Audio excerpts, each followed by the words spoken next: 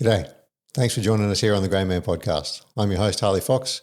Today on the show, we've got Paul Warren.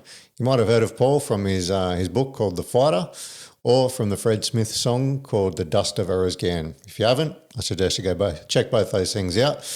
Paul's got a great story. Looking forward to sharing it with you guys. If you enjoy this podcast, I really hope that you will subscribe to the channel through Spotify or YouTube. Really helps me grow the channel, get more eyes on it, and help me keep doing this. Thanks, guys. I appreciate you. Cheers. Before we dive into today's conversation, I just want to give you a heads up. This episode contains discussions around combat injuries, specifically Paul's experience with an IED blast, and other topics that might be confronting for some listeners. We've also included visual elements throughout the episode, so if you're watching, be prepared for some graphic content related to service and sacrifice. This story is raw, it's real, and it deserves to be heard. Thanks for joining us. This is an important conversation.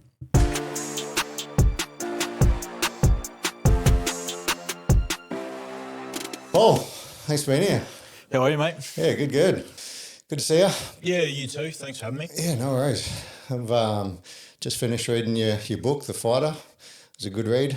Lots of emotional roller coaster of ups and downs throughout your life. Pretty blunt and pretty raw, and that's what I wanted to put out at the time. Yeah. If I look back now, that's 10 years ago. It's not the book I'd write now.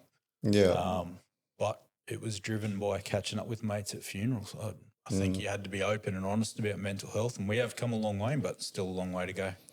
Yeah, that was definitely a part of the book that was evident, that it was trying to bring that to light. The guys were coming back struggling, as you were. Yeah, you look at, I don't think we're better off for a Royal Commission. The only thing that happened there was lawyers got paid.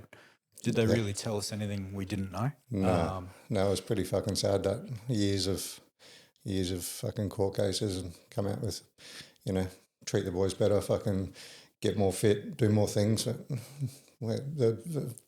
Is anyone going to put them into practice? That's the question. I think it's wrong people making the decisions for us, and I still think that is evident with Canberra. I think you look at what's happened. Jesse Bird was one of my very good mates, and his name gets thrown around with Royal Commission stuff all the time. Deployed with him, amazing athlete, great mate, life of the party when he was around. I really feel like it was, and worked together with him on Nauru when I first left Defence. When he left there, he sort of didn't find where he was fitting, and that's what drives me now. People like why I came up with and designed and implemented the Rhinometall program and employment for veterans and a sense of purpose. And what you're doing, I'll support this. Like you've got to have something to get out of bed for, and that real drive and sense of purpose. Yeah, for sure. Yeah, I mentioned your Rhinometall stuff on one of my previous pods. I wasn't sure if you're still involved or not. Just about the Pathways program for veterans that you mentioned. Where I first came across you was when I was working at the Soldier Recovery Centre, and you were coming in doing your lived experienced chats with the boys and girls. Yeah, I really love that stuff because the Soldier Recovery Centre started around 2010, 2011. Coco and I, everyone in the Army knows Coco, I think. We were the first two in this thing. It was really in its infancy. All I wanted was someone that had been through, moved on and sort of transitioned successfully from defence to the outside to bring that experience and hopefully get some lessons from that. So I still work with SRC now. I'm passionate about that. I think that uncertainty breeds anxiety. That's one of my key phrases. And the MECRB system and what we're doing now, and people are getting delayed 10, 12 months longer. Yeah. And just having an uncertain future, they don't know their skills actually translate to the outside, if they're going to work, if they're pension, it's a mess. Yeah. And it really needs to be defined. And if I can go in there and help someone and go, yes, you are attractive to industry, you've got skills, you've got, you've got a future, then hopefully that takes a bit of that anxiety away. Yeah, I think one of the biggest pitfalls with the defence system is that it's not fucking generalised. It's not, everything that's sort of implemented is not standardised across the board. Like the Soldier Recovery Centre, for example, it's a nominated thing that you can or your chain of command may or may not approve. It's not just you're injured or you're leaving, you go to SRC, you learn all these tools.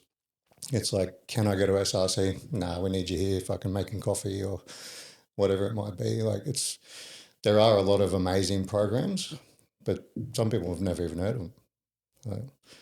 With SRC and other things, rehab consultants and stuff, you might have a better one than some of them are amazing, some of them aren't. Some of them might be able to tell you, help you get jobs and line you up and give you all the information you might ever need. Some of them might just go through the motions and send you on your way, Yeah, you're right. There's no really formality or that process set in concrete so people know what they're following. Everyone's experience is going to be different because of those people or the programs. Yeah. So I think, you're right. I think that needs to be standardized. If you're injured, you should do this program. I'm a big fan of Paul Hayes, the sergeant. I was down at Canungra with their last course and they were returning to work from injury. Yeah. I know how difficult that can be as well. And he's doing some amazing things. He's really trying to shape it. Yeah, 100%. Yeah, what he's turned that place into over the last 5 years is nothing short of amazing now. Yeah. Right people running the right program. Yeah. That's probably a good shot. Canberra, the right people. Sorry, but we don't need defence leaders and these, senior people that have never been shot at, blown up, never been, they're all going to come out as officers with their tertiary education, with a network of people, and they're going to transition seamlessly. They don't know what it's like to be anxious, to be a combat soldier without a transferable skill set and not knowing if you're going to be able to provide for your family or not. You really need to bring some relatable people in to run the right programs at the right time. Yeah, 100%. And I've heard it time and time again that Soldier Recovery Centre saved my life, which is, that's proof in the pudding right there. Yeah, that's massive. Yeah. So I like to do like a chronological sort of podcast, basically to see what happened at the start to sort of shape you as a person and form the decisions you made into wanting to join defence and then joining defence, and then your journey through and after. So obviously I know a fair bit about you because I read your book, but not everybody has. But The Fighter, good book out there if anyone wants to read it. I'll chuck it up on the screen. But yeah, where'd you grow up? Where are you from? Mate, from Wollongong originally, born down there, so proud New South Welshman. Yep. Hopefully we win game 3 this week. Fucking, this podcast will be, what are we on Monday? Yeah, so the score will be out. But fucking, after that second game, mate, oh my God. Yeah, no. What a roller coaster. See what happens. But I did grow up in Queensland, so grew up in just outside Toowoomba in a little town, and obviously a rugby league town. When you're growing up during the late 80s and 90s, and I wasn't great at footy, and so many good footy players, like obviously Thurston came from Toowoomba, he's a Toowoomba product, Ben and Jamin Lowe that played for Souths, Michael Luck, who I went on to work with at the Cowboys, he's a Gatton product. There's a real rugby league feel to it, but that sport just didn't click for me as a kid, so my parents got me into probably one of the original Cobra Kai kids. I was doing karate at the PCYC at I think 9 or 10 years old. You just pull that up a bit closer to your face. Yeah, that's good. Easy, mate. Yeah, so my parents got me into karate initially. I'm talking late 80s. So and was it a bit more hardcore back then, or? You'd like to think so. I think the difference between our generation and some of the newer ones is I recognise that the people we call old school would have eaten us for breakfast. Whether that's martial arts, whether that's army, you've got to respect that older generation. They're just tougher than us. They just grew up different. That's the old Navy saying, when the ships were made of wood and the men were made of steel. Yeah, that's it. Yeah. So, but no, that's martial arts. I don't think it's a sport. If you're in a sport, you're probably training twice a week, playing once. And then when you turn into a teenager, you're probably drinking after training just as much as you're playing. It turns into that social thing. But for me, martial arts is like, it's day in, day out. It's watching your weight. It's probably making those sacrifices. You're not going out, with your mates. You're not eating the shitty food even as a kid. So I found myself when I look back now and talk to these, professional sporting groups, I found myself in high performance environments from probably around 12, 13. Started making Queensland teams, and then, was really just at it 5, 6 days a week. Yeah, with karate. Yeah. Yeah. And was that just, were you a rowdy kid and needed some way to sort of express your energy, or what drew you to karate? Yeah, I did. I think I said on one video I did with ESPN, like I just had the weird energy. They probably call it ADHD now. But the cure for that back then was, dad's booting your ass. Like that's there was no medication for it back then. But it's energy, right? Like, and it needed an outlet. And just the knowledge of that probably helped me later on too. Like whether it's good or bad energy. And I'm not a, spiritual type person, but yeah, it needs to go somewhere. Yeah, 100%. Yeah. And martial arts are a good channel for it, to learn that respect and discipline and not going so crazy. Yeah, 100%. I think I spent years at that, and by the time, so I'm 46. I don't feel a day over 61. I've treated my body like a hire car for a long, long time, between getting punched and kicked and then getting blown up. But at the time I just wanted to compete. I really loved it. 1996 was sort of the year I was finishing high school, finishing year 12. Instead of focused on schoolwork, I wanted to make the Australian team because they were going to Denmark that year for world titles. So I got selected in the Australian team at 17. And went over to Denmark and ended up fourth in the world out of the 17-year-olds over there. Nice. That's a pretty cool thing to do when you're a teenager. You did you pass grade 12? Or you fucking through school in? Barely. I had that typical report card back then. Like if he pays attention, he's pretty clever, but just didn't apply myself. I don't know. I had good enough stuff to get into uni, but I just didn't want to. I didn't, not at that time. It didn't fit who I was, and martial arts was a big part of who I was, but not listening to mum and dad is probably why I ended up working some shitty jobs too. So when I was coaching, the last few years, I made sure the guys and girls I was coaching, especially school age, they balance that schoolwork and sort of use the lessons from martial arts to apply themselves in other areas. I think that's really important. I focus too much one way and yeah. Yeah, I think it's important for kids as well, especially with all the ESPN, you mentioned them, the high-level sports. They all think that they can be a UFC fighter or a superstar of some sort just because they do a sport. It's like, no, that's like the top 0.1% of the people that do that sport, Not everybody can be an athlete getting paid millions of dollars a year. Yeah, exactly. And then some of us, like Muay Thai, we're not in sports where you're going to get paid. It hasn't developed like boxing. There's the sad truth about it is people are getting paid less than I was when I retired in 2006. I was going to say it hasn't changed, yeah. No, it's only promoters making money. It's not for the athletes. Yeah. No, fighters are still paying fucking gym membership. That used to blow my fucking mind. I'm like, I'm fighting for your gym, surely. Like I can waive that $40 a week. Like that, you still got to pay your fees. Yeah, no. How much money are you making off me? Yeah, for a system of discipline and respect and everything that preaches about martial arts, there's some real predators out there. Like they're 100%. Yeah. So what age did you flip gears and decide to go real fighting, as you call it? Yeah, so this, when I look back, and I wrote a lot of this stuff down from a hospital bed, which we'll cover later, I kind of went back through my life and wrote some key things down when I was lost to try and figure out who I was, what my values were, and where I was going to go next. So this was a real key point for me, and this could have really changed my trajectory, I think, and who I am as a person. So, like I said, I'm an older guy. Used to be running down to the newsagent and buy the International Kickboxer magazine back then. Oh, yeah. When we all used to read magazines before everything was available on your phone. And I wanted to fight Muay Thai. I just loved it. Whether it was the kickboxer movies, I don't know. I just did about 4 weeks training with a guy in Toowoomba named Steve Dickens, who's no longer with us, unfortunately. And I decided on 4 weeks training I'd jump in and have a fight. Yeah, right. I got horrendously bashed by a 30-year-old man. Like, there wasn't any age limit, and karate's very points, start, stop, start, stop. Yeah. Muay Thai doesn't stop. Once you get clipped, well, brace yourself because you're about to get clipped again and again.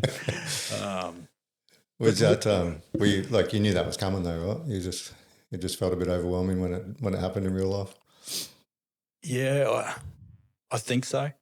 I think in the back of my mind, I knew it was coming, but I was holding my own in the gym that I was at. But I could get away with, not doing the hard work and just flashy kicks and stuff like that. So when it came to like fighting a 30-year-old, I just couldn't keep him off me with that first fight. And 2 black eyes, and this is good for us. Like your ego, you don't know whether you want to be a fighter until you've been proper busted up, and you go, "Do I really want to keep doing this?"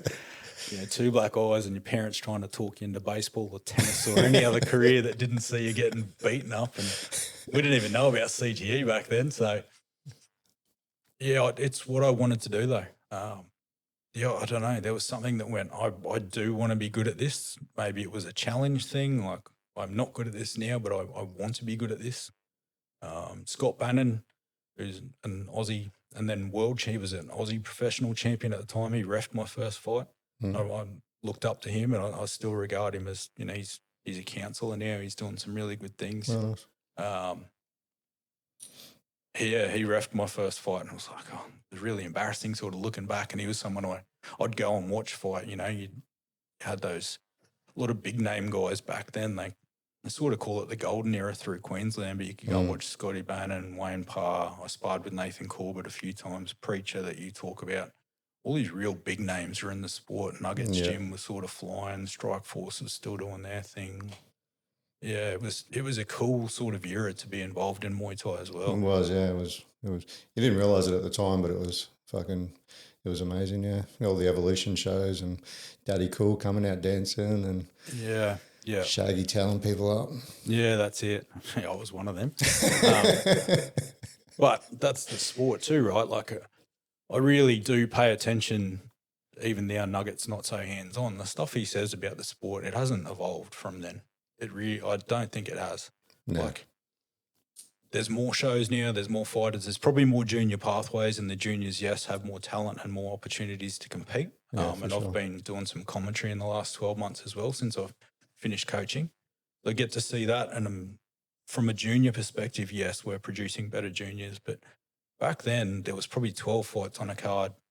If you weren't aggressive or good enough to be on that card or fight, if you were boring and just you fought not to lose rather than to actually be aggressive and win, which we see this sort of pretty back and forward Muay Thai now, like instead of that applied aggression, it is different. If you weren't that, you wouldn't get put on the card. Yeah. And then you'd have to wait 3 months for another chance. Like, there weren't too many shows. I had 31 fights over 10 years. You could rack that up in 2 or 3 years now. There seems to be a fight show every 3 weeks. Like, I know dudes that are fighting every couple of weeks. Yeah. Yeah. Yeah. That's the CTE thing you mentioned before. It's funny because I didn't really learn about it till that Will Smith movie, Concussion, but I knew it because my trainers were Preacher and Shaggy. I was like, these dudes are fucking punch drunk. I don't want this. And they,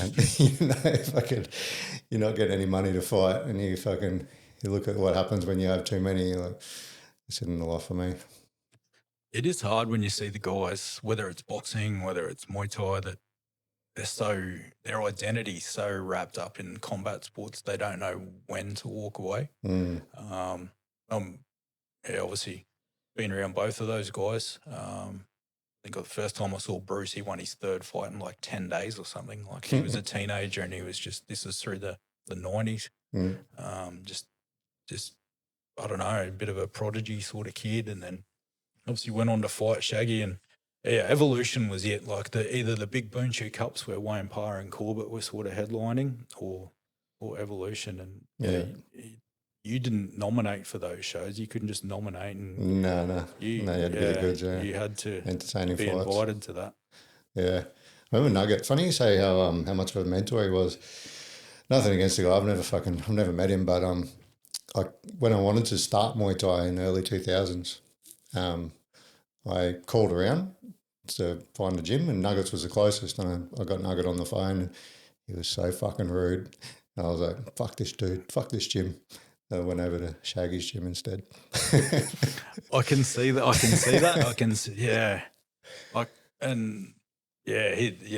Nugget's Nugget. His sort of life choices and whatever. That's not for me to get involved in. But yeah, as a fighter, he sort of always treated me well, and I just take people on that face value. If you treat me well, no dramas. Like do what you do. You do you. Cool. What age was that you jumped ship?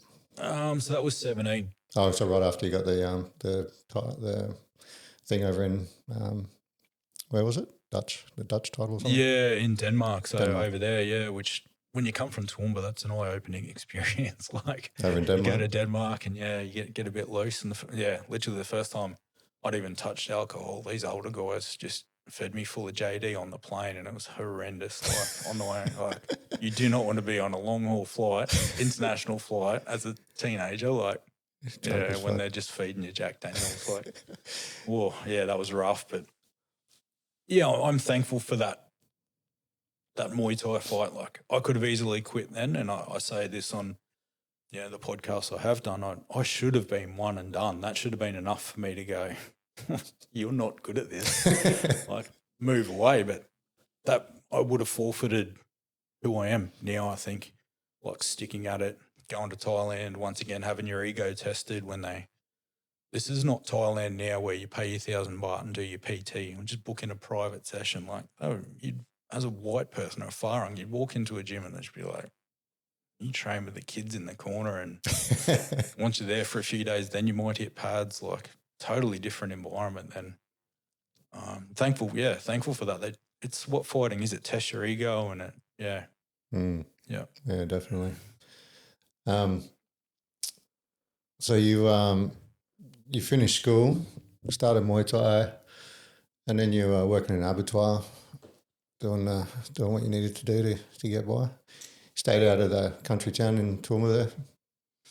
Yeah, if I have one regret, and I talked to Peasy about this from Strikeforce, it was probably I didn't back myself to go to the Gold Coast and stay at the Gold Coast in one of the bigger gyms at the time.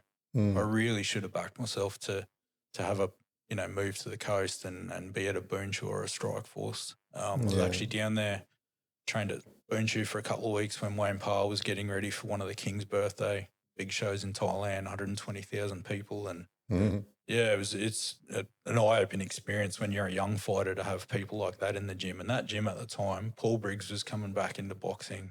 Wayne Parr was there, Corbett was on the way up, Shannon Forrester was there. It was just full of killers. But I don't know. I just plodded along in Toowoomba. I probably stayed in my safe space a little bit. Yeah, probably the one safe decision I've made in my life. But I'm thankful for the sport, and I ended up with 2 Queensland titles. And back then, you had to really prove yourself for a period of time. Like I don't want to be that old guy, but you weren't getting a belt after 3 fights. Like Nugget said this not long ago on Combat Analytics. Like if you won a Queensland title or Australian title back then, he's like, you're the man a little bit. Like you'd really earned that belt. Now they just hand out show belts and this belt and that belt, and people are coming off losses and going into title fights. It's like it's really lost its core, not legitimacy, but that integrity, I think. Where if you're a world champion back then, you're a Nathan Corbett, you're a Wayne Parr, you're beating other people around the world. This is around 2000. Yeah, the early 2000s. Yep. Yeah. Yeah, even in 2011, it was sort of turning that way with like so many different organisations.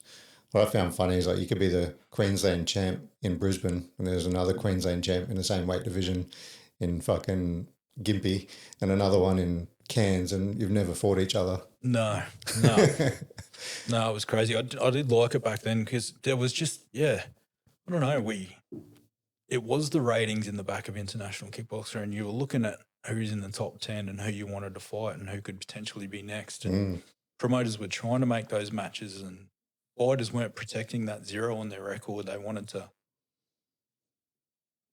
actually compete, like very different. But for me, it's the top level. If you're a Corbett, if you're a Wayne Parr, if you're Scott Bunn and you're a world champion, you're beating international people. Now we seem to be handing out these world title belts, and then they'll lose their next fight to someone at not even at that level. Doesn't that show you that belt's just hollow? Yeah. I don't know. They get to put it on their little trophy cabinet. Yeah, that's it. Yeah, one-time world champion, like Nuggets said, KFC champion or something. ISK or WBC or KFC, it has taken a little legitimacy out of it. It's too convoluted. They need to bring people back. They need to bring people back together, like make the WBC champ fight in this. Yeah, but I've had more time, mate. I'm happy just commentating now. I was like, I even finished coaching. And I think because of this reason, this sort of was eating away at me too. Really? The sport's not what it was. Yeah, athletes can be better, but promoters are not really promoting athletes like Evolution, and they'd really promote a Daddy Cool or a Butcher or, now they're just like, if you pull out, we'll just put someone else in. We just want the fight. Yeah.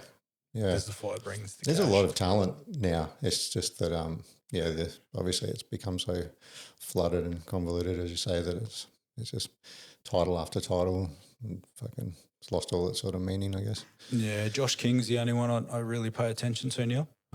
So going into this later, Josh's dad and I fought at the same gym out of Toowoomba. Right. And Josh is probably, I think, the pound for pound one, because he just will fight anyone. He's only 21. He's had 40, 50 fights. He's about to go back to Thailand on RWS.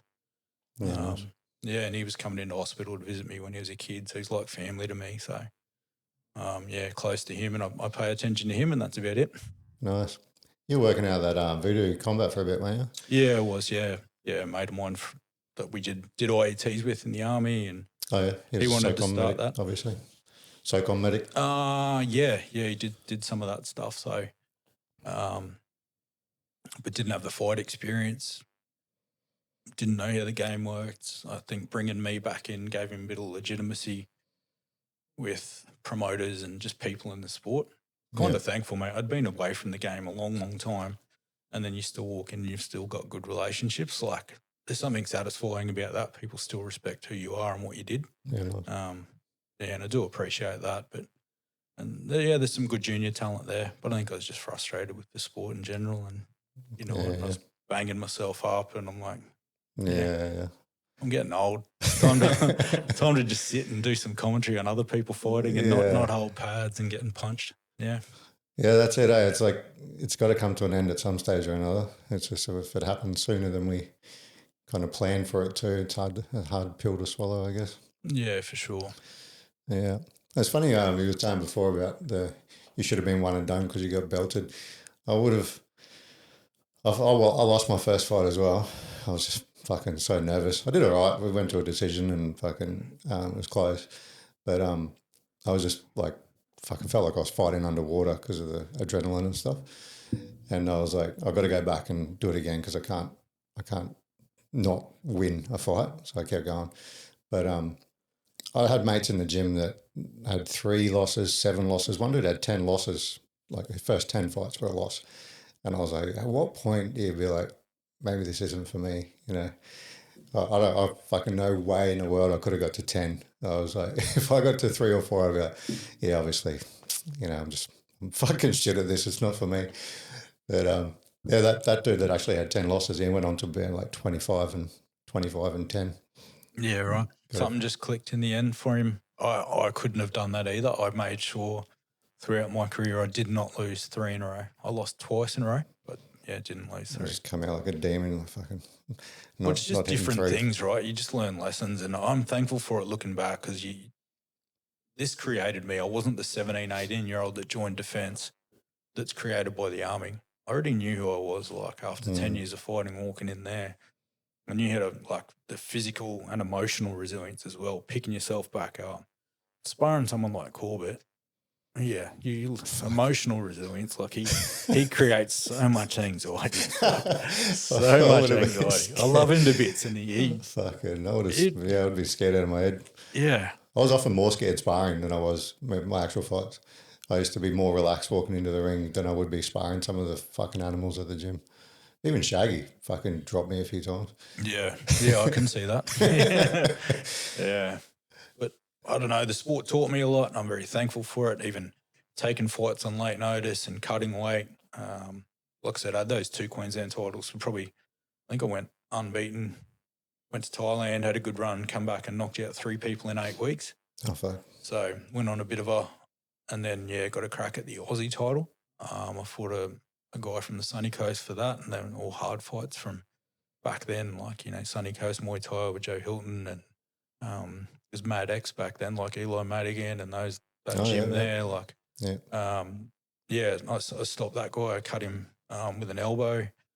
So picked up my first Aussie title, and then ended up winning a second one as well not long after that. But I guess my career ended just after that. Like, so I put 10 years into this thing, and I kicked the guy and hit the top of his knee, and I fractured. Yeah, put a big fracture down the middle of my right shin. Oh, really? Sort of had to sit at home and lick your wounds as you do, and probably I don't drink anymore, but we had too many beers and just thought, I've missed this window. Like, you spar cool, but I'm not world champion level. I'm good at this, but I'm not cool, but good at this. Carnage. There's never been a more apt name for a fighter. Oh yeah, fucking oath. And it was just time to do something else, mate. And that's I'm like, all right, well, I wanted to get out of Toowoomba then, and I was 27 years old. I'm like, I'm not going to be world champion. What do I do next? And I'd been paying attention to what was going on, and I was drawn to documentaries on Discovery at the time about, post 9/11 and Marines going in. And I was sort of drawn to that a little bit. And so that's what led me to join the Army. Yeah. You were on, you talked about your brother a fair bit in the book. Did he join as well, or have any intention of coming with you? Or? No, I was the odd one out. Like, a lot of people come from the military family and it's in there. No, so none of that for us. I didn't like the Army boys. I think I said that in my book, because I was bouncing at a Toowoomba club, and there was a pack mentality with them, which I didn't understand at the time. I do now, obviously being in it. It's like a one in, all in type thing. But it was Toowoomba, so they're only like SIGs and AVOs anyway. So they got their bum smacked in the club, and we sent them home. So, I'd very close to, he's my stepbrother. We've got different mums, but we never saw it like that. He went on to have 40 pro fights as well. He had more than me. So, and we spent a lot of time together in the gym.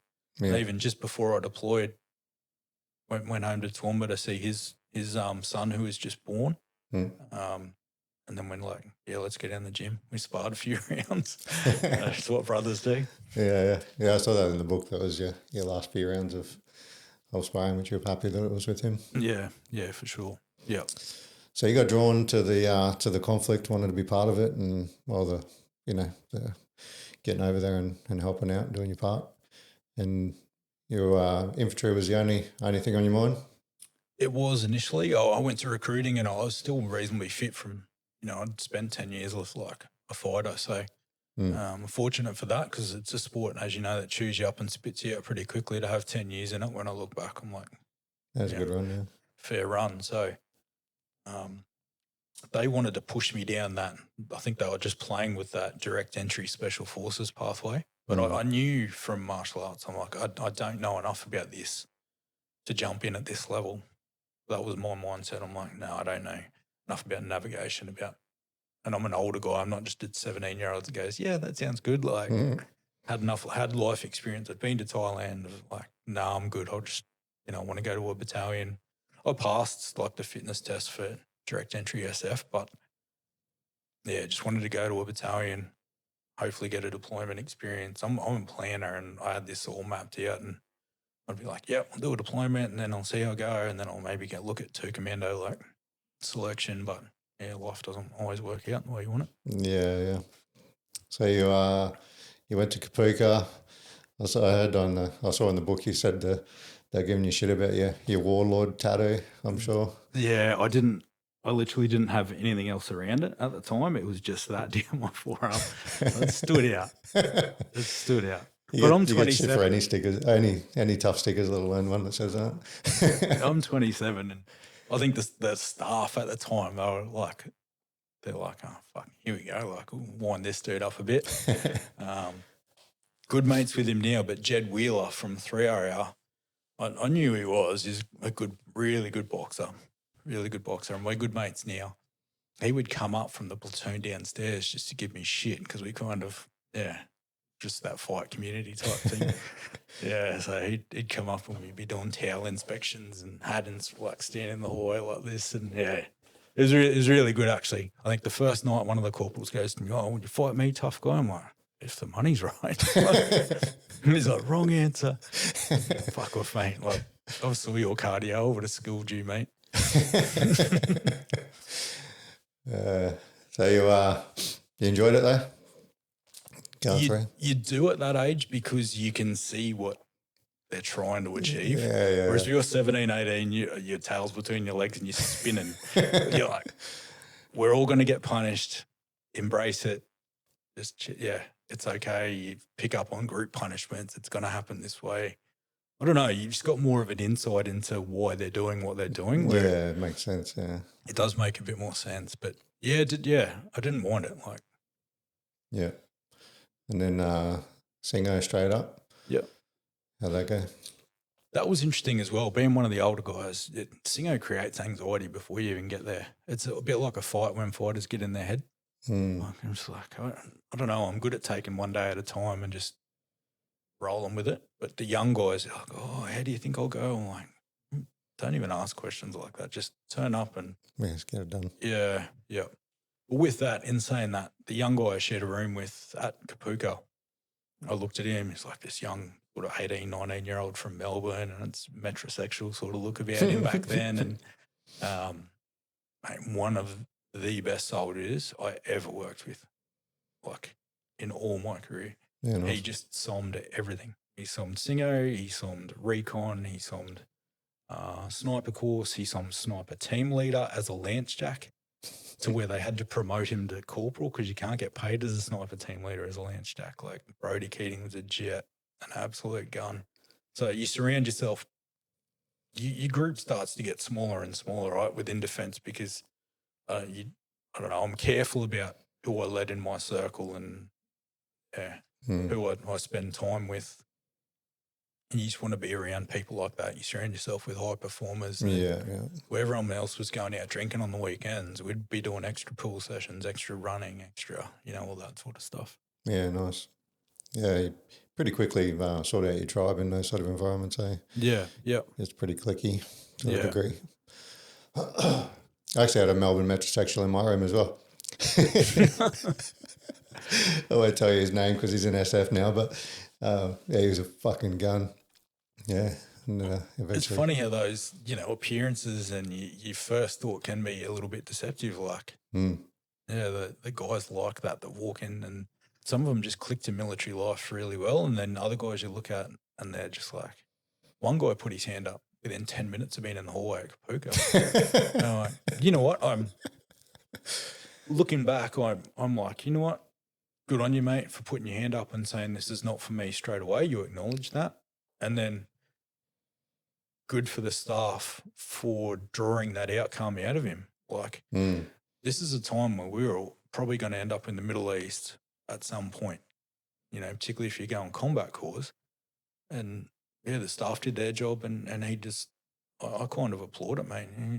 He made his mind up within, he didn't want to be there. So, well done. He must have been fucking on the fence the whole time on the bus ride there. Like, I don't know, what am I doing? I'm making a mistake. And then as soon as he got screamed at, he's like, yeah, I'm out. Yeah. Yeah, a little bit. Yeah, pretty much. Fucking, he probably went and claimed some DVA fucking payouts for anxiety after that. We'll trust me, we will get on to DVA. I was on the phone to the Repatriation Commission a couple of weeks ago. We will get on to that and their failures. You had some strife at Singo, was it? Was it Singo after you had court audio? Oh, mate, it was a wild thing. Like, it was during a work day. It was probably towards the back end of the course. You know, they just asked us to do a job, move some ration boxes and whatever. There's just one guy that was just in the way. And then we're sort of doing our job, like, get out of the way. And I was carrying a box, and I don't know, we must have said something to him like, help us out or get out of the way type thing. Like, how it is, you just want to get it done and then go and I think we were going to go and eat after that. So everyone's keen to eat. You burn some calories at Thingo. And he's thrown this punch at me and I'm carrying a box. I fucking saw red because I'm like, I don't even have a hand free to defend myself right now. Like, dog shot. I'm going to put this box down and then we'll see. Like, I did. I probably could have handled a little bit better, but at the time it was that sort of response. I pushed him up against the wall, hit him with 2 elbows and left him on the ground. Oh, yeah. Like, you picked a fight and you lost, mate. Like, yeah, but the MPs and everyone turned that into like an episode of Jag. I shit you not. Yeah. Yeah. I went to trial at Randwick Barracks. They didn't let me go to the battalion. I'm like, how close were you to the end of Thingo? 3/4? Yeah, probably. Yeah, best. Did you have to start again? No, they sent me to TSP, but I got stuck down there for a good 6-8 months while all this unfolded. I'm like, how jaded in my mind, I'm like, are we going to go to the Middle East and fight? And you're upset about it, like about this, like, do you want fighting people or not? Like, but the MPs were the ones. Everything they say about MPs is true. Absolutely everything. Everything. I've got a friend who's an MP. Sorry, I'll cut you off quick. But I sent her a meme the other day. I was like, thank you for your service. Oh, not you. Yeah, not you. Literally, they took me over to interview me. And next minute, old mate pulls out and I'll shit you not, an old copy of International Kickboxer. Oh, really? This is you, ranked number whatever here. I'm like, yeah. And like, we've already come to the conclusion I can fight better than he could. Like, but I don't know. They just turned it into, I think it was just good mates with Mick Johnson, Uncle Mick, who was the RSM of 1RR. He was the wing SM at the time. And he's just like, mate, they're going to make a scapegoat out of you because they're just sick of digging fighting. A lot of times it's on the drink, but it was just, So they tried to, they wanted to sort of get me into the defence force, How jaded were you fucking getting over that 8 months? Yeah, I was, but I looked at it differently once again. If I was 17, 18 I would have. Chris Johnson, who went on to be CO of 3RR, and I think he's going to be a full colonel soon. He was, I went to TSP, so training support. I learnt more from those guys than I would have going to a battalion anyway, sitting around cages, right? I was always trying to frame some sort of positive with it. I had my car down there then, and looking back, it was a really good experience because TSP was full of guys from 6RR that had already done Iraq and Africa. They'd already been where I wanted to go. And we were doing small patrols and learning off them. Yeah, nice. So in my mind, I'm like, well, this is good. And the military outcome is so army. Yeah, so this is the most army thing, or, DVA, I guess what we're dealing with now. Went through this whole proceeding and they went, okay, old mate admitted to throwing the first one. You've responded. First one was okay. Second one wasn't, apparently, even though there's like that in between the two. And they said, all right, we're going to fine you $1,000. But they paid me $1,600 in incidentals because I was in Sydney. It was so backwards. Going to reduce your pay down to $600. Yeah, I'm really thankful for Chris Johnson, though. He was going to 8-9. So I had my posting order to go to 1. I wanted to go to 1. Brody and I both did. And a lot of the boys went to 2.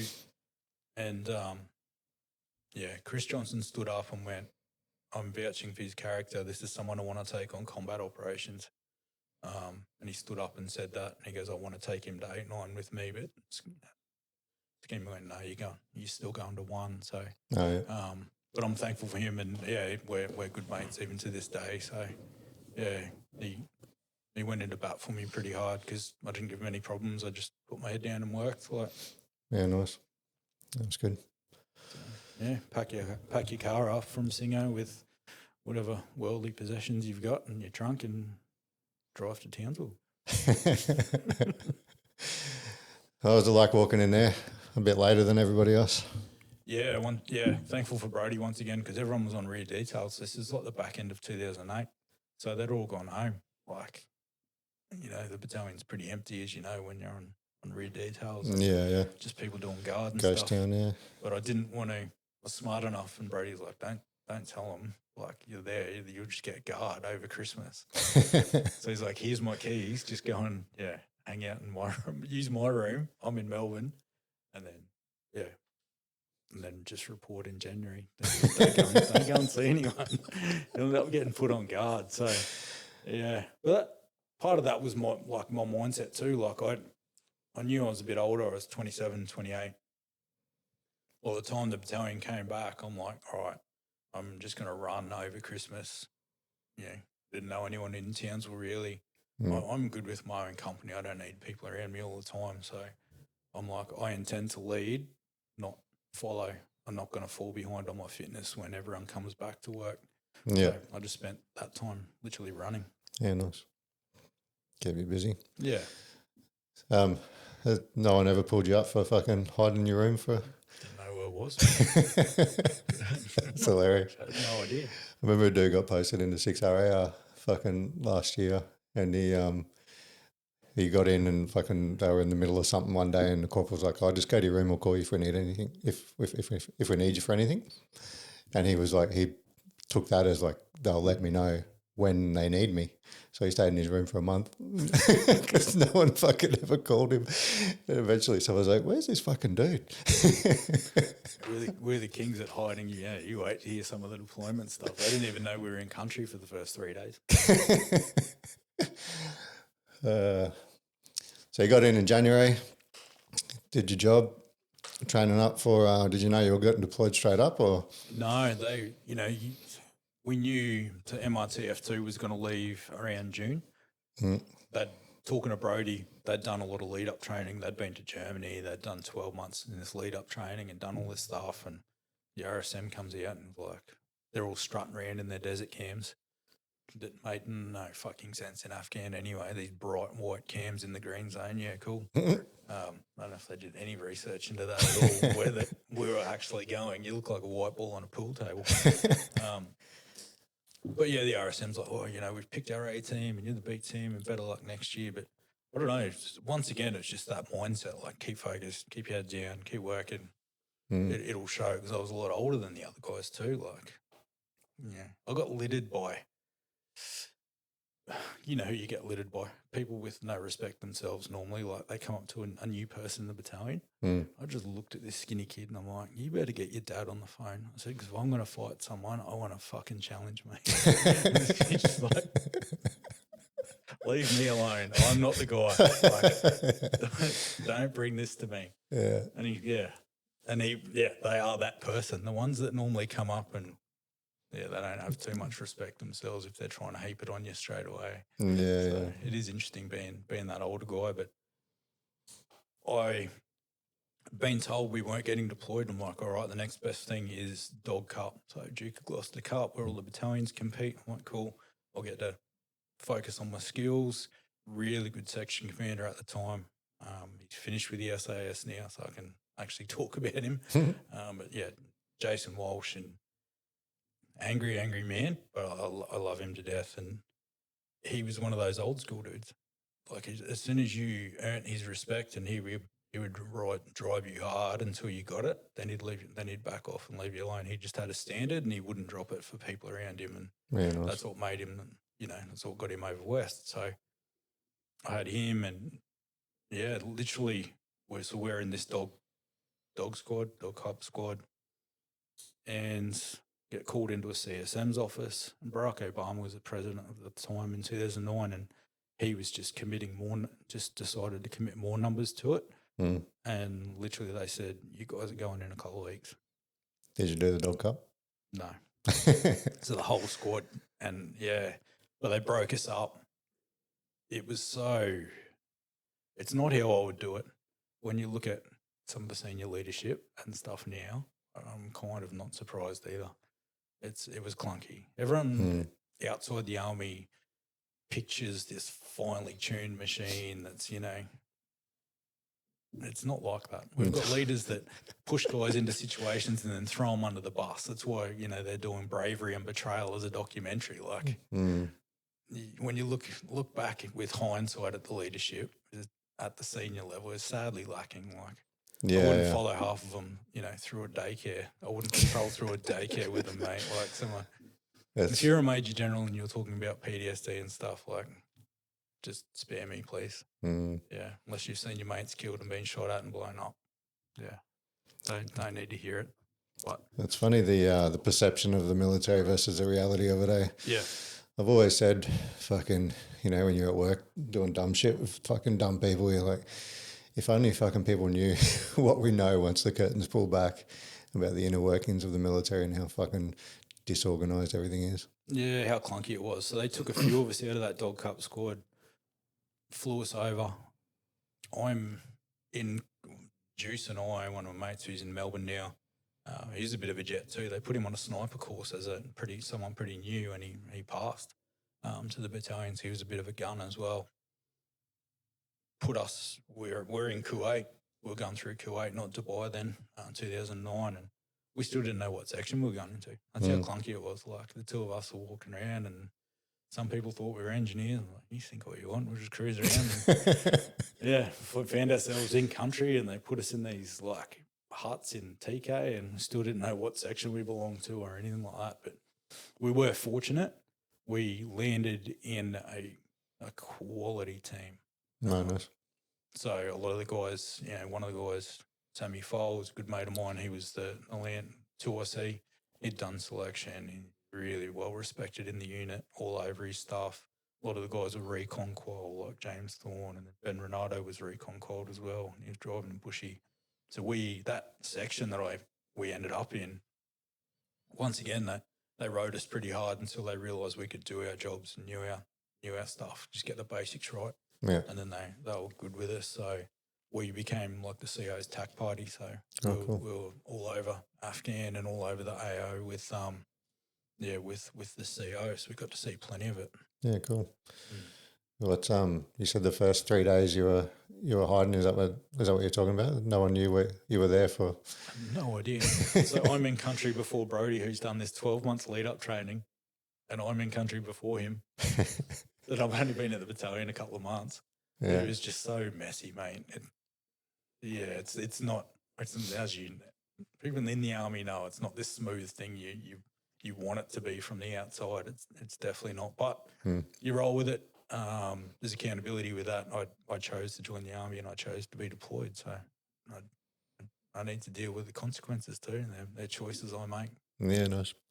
So what did you sort of do when you did get your section? You go do a bunch of training before you actually went out, or? Not really, mate. No, like we were out on patrol pretty quick. 50 plus degrees, hard to breathe because obviously the altitude and fine dust, and we were fit. Like I'd done a lot of running. If you couldn't run your 2.4, and this is what I said to SRC, like only 2 weeks ago, like the world is very volatile at the moment. Like you drive your personal your personal standards, and then that drives team standards. Same as the army, same as any professional sporting team. You couldn't do your 2.4 in 9 minutes, sub 9 minutes. You kind of frowned upon back then, and young guys now are talking about barely 11 minutes. Yeah, I got 11. Woo. When incoming starts coming, you'll run a bit quicker than that, trust me. But yeah, we ended up out on patrol, and it was tough. Like I ended up on the 58, which is good, the weapon I wanted. You don't get too many stoppages with that. We had new styles at the time, and a lot of them were getting a lot of the sand in there and stoppages and stuff like that. Your drills go out the window, you just cock it, put a new mag on, and whatever. But I wasn't dealing with that being on the 58. But after a 10K patrol and it's 50 plus degrees, you feel it. Yeah, you definitely feel it. When you're talking about stoppages and stuff, you actually got in a few contacts, or you just suppressive fire and stuff? No, not early on. It's just some more range stuff. MRTF2, we couldn't really buy too many contacts. Like there was a couple, but we lost 14 Bushmasters, I think. They just, IEDs were their favourite thing with us that year. Or they must have been moving their ammo, because 2009 is known as the bloodiest fighting season on record.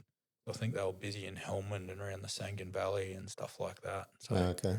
the Brits and that were getting in contact all the time down around there.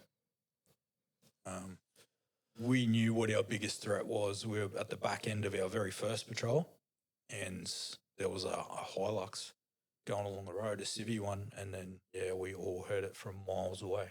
It hit an own goal, so it hit an IED, one of the local vehicles, and, just blew the engine out of this Hilux, and then about 30 of them crawl out of it, as they do, jammed in there. But that was a significant warning sign about what our threat was going to be.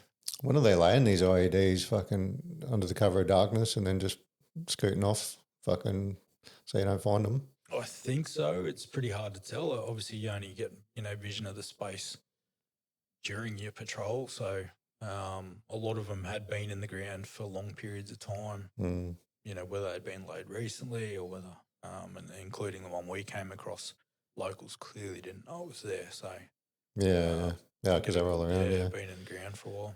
How many did you have in your section? 10 or? No, we're a bit smaller than that. I think we were about 8.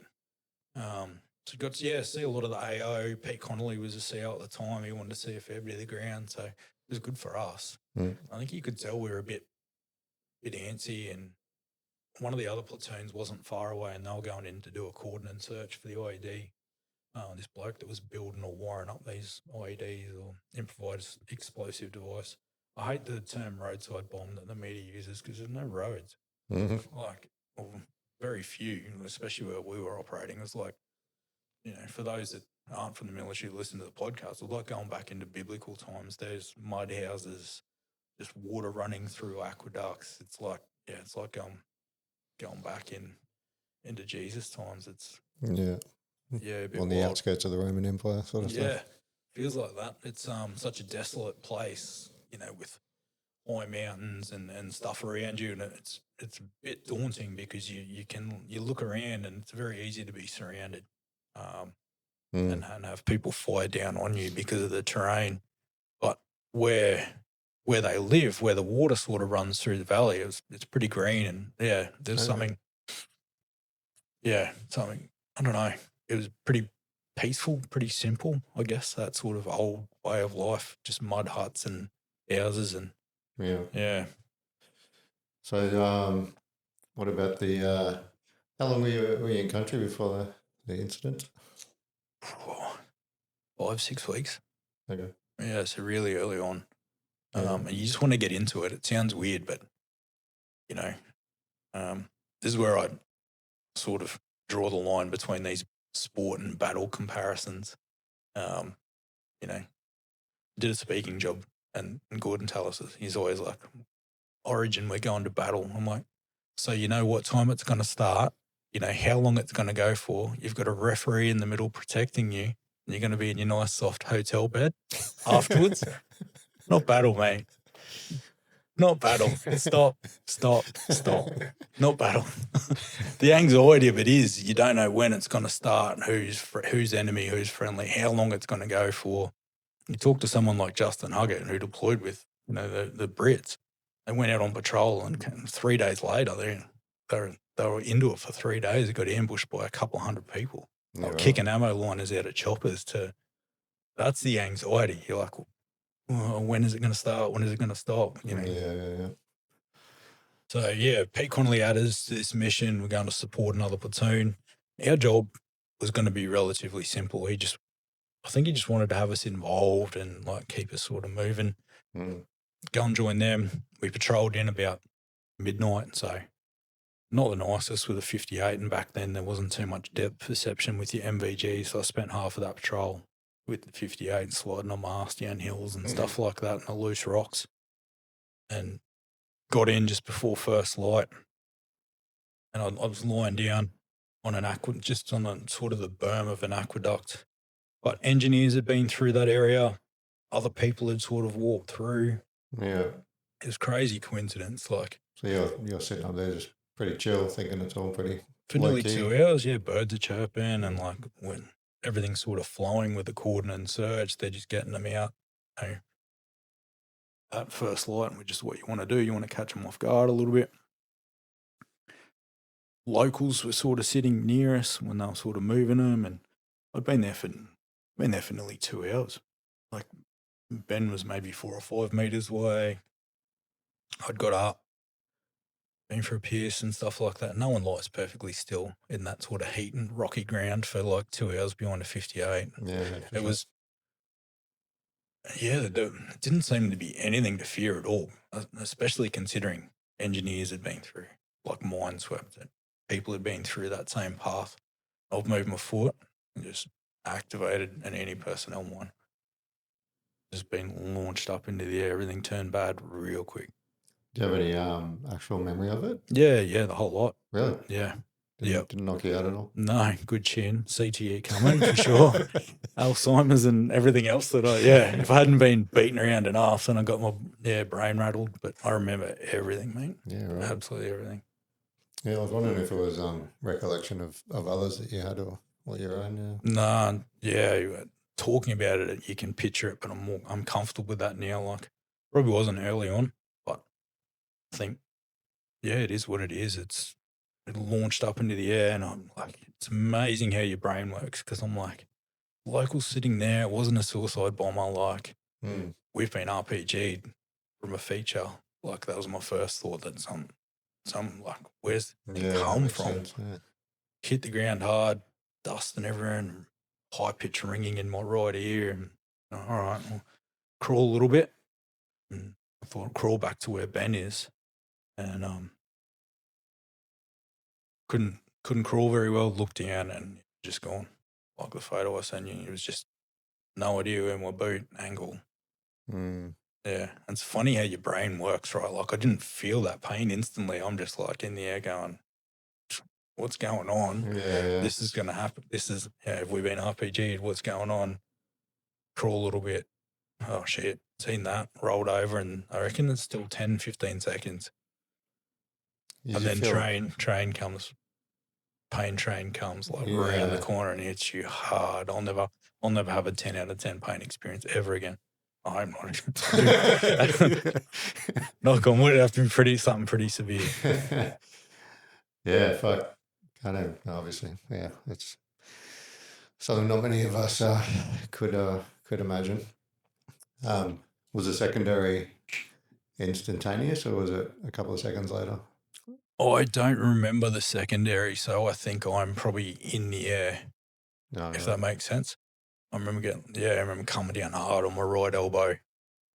What this thing did to my kit, mate. Like, it turned a pistol that was strapped to my leg inside out. It absolutely, if I was standing up, we're not doing a podcast. Yeah, right. Yeah, that would have cut me in half. It turned my pistol to scrap metal that was on a low rider on my thigh. A lot of my gear, like, because obviously carrying a fat boy rig with the rounds around you. A lot of that was just gone. Secondary'd obviously gone off, and I think the first thing I remember was Juice coming over, and obviously what we've been through, and the first aid training in Kuwait was actually really good with the dummies and bracing for blast injuries and getting tourniquets on, and our processes were good. Everyone knew where the tourniquets were. I had 2 of them on to where it was sort of tight. I remember all this, and I'm kind of asking where Ben was at the time, because I was trying to get back to the closest guy, and no one would really speak to me in regards to that.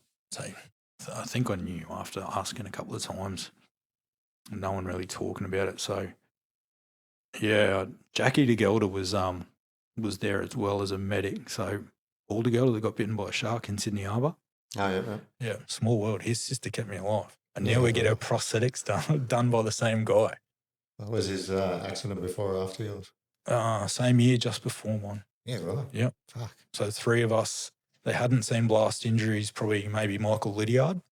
And Lids is a good mate too, that lost his arm and had some other damage done.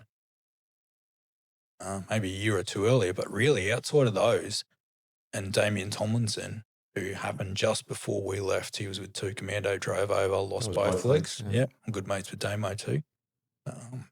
Bit of a community there. All 2009, and they hadn't really seen blast injuries besides lead since the end of Vietnam, and had no idea how to deal with them either. Yeah, that was a big focal point of your book, was that nobody knew what to do. Still don't, mate. DVA still don't know how to deal with this. Which, once again, wrong people in the wrong spots, but you got to park senior defence people somewhere, I guess. Yeah, Jackie was amazing. I don't know, you need people in your life when you go through something like this, and you're just thankful. Like everyone around it, everyone around us held their nerve, and to deal with a casualty like a fatality, a KYA, and then get to me, 2 tourniquets, all my veins had collapsed. Obviously, couldn't put fluid in. So Jackie, I think, got on the radio or whatever, and why couldn't they put fluid in? Yeah, punched the drill into my arm till it hit bone. Why couldn't they put into the vein? Too much bleeding. All my veins had collapsed. Oh, fuck. Yeah. So obviously missing that limb, even with the tourniquets, it's just, veins. That hurt more than my leg at the time. It took actually, and I think they had me on the pen tray and the green whistler. Well, then I could have eaten that thing. I was like, I was ready to bite it. That didn't do a whole lot. But why did your boss hurt?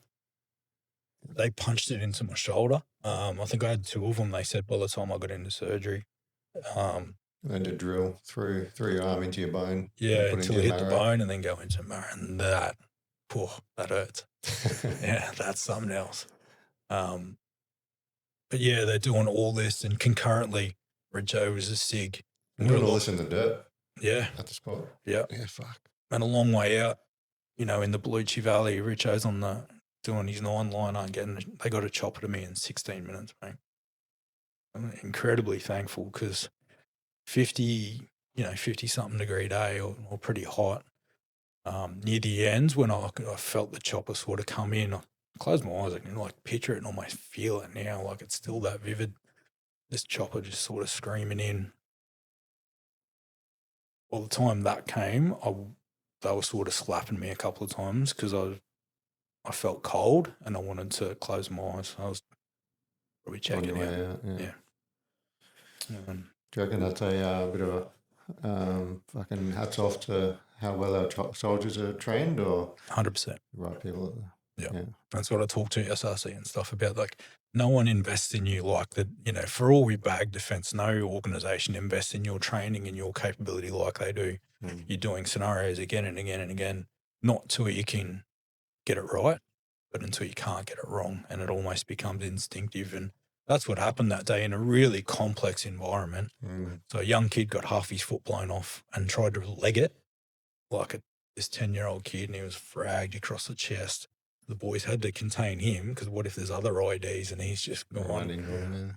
Had to get him. They got him on the chopper with me. By the time whatever the American medics got into me on the chopper, I don't know, I felt like it was going to be okay. That makes sense. Like whatever drugs they put into me initially, and I was in the chopper.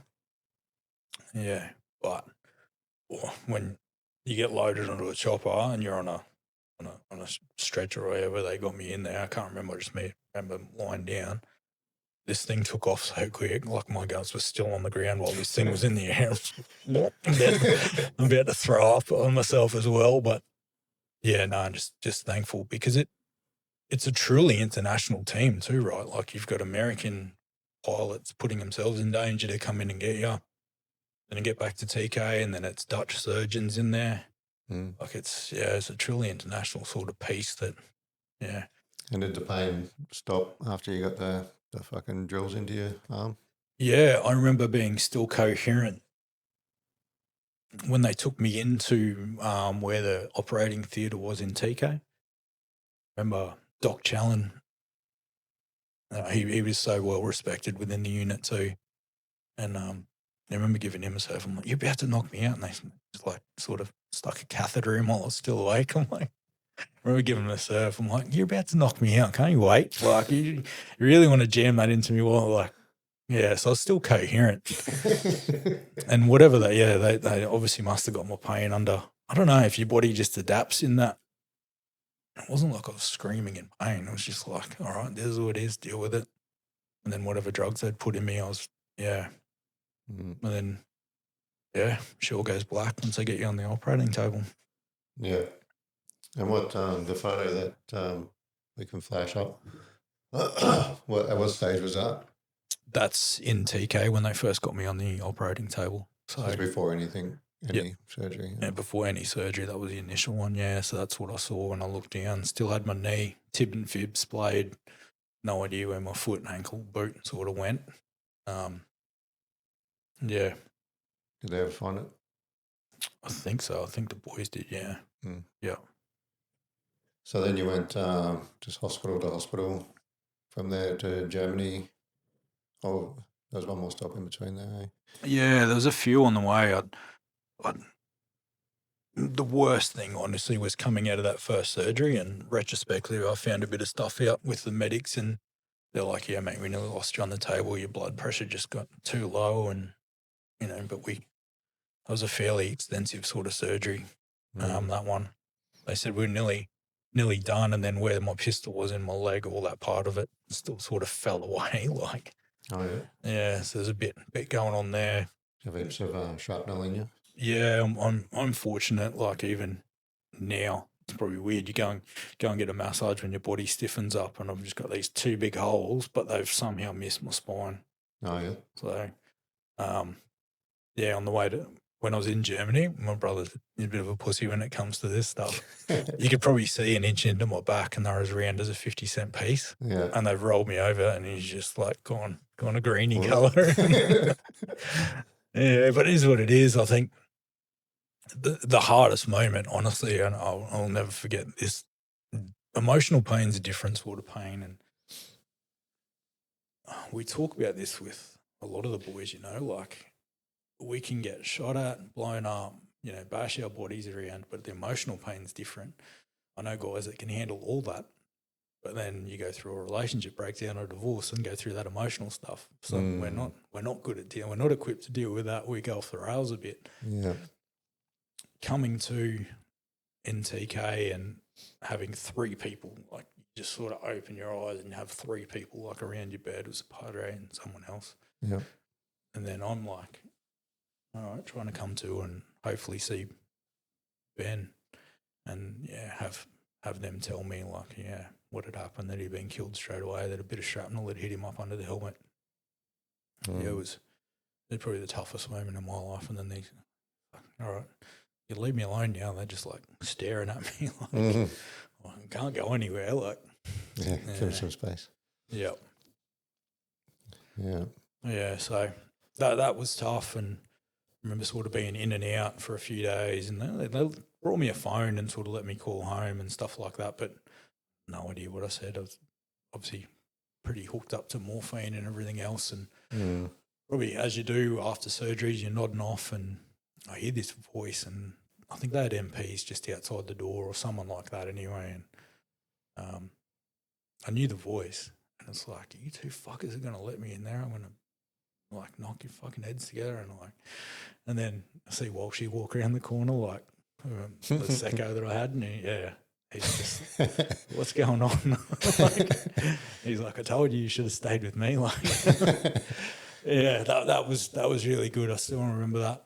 And then, you're right. Like, it's just medical team after medical team. So I think from TK on a Black Hawk down to Bagram, cut all your clothes off there because they put you through scanners again, make sure you don't have a brain bleed, but they've got, MRIs and scans, and then, next thing you're on another chopper and you,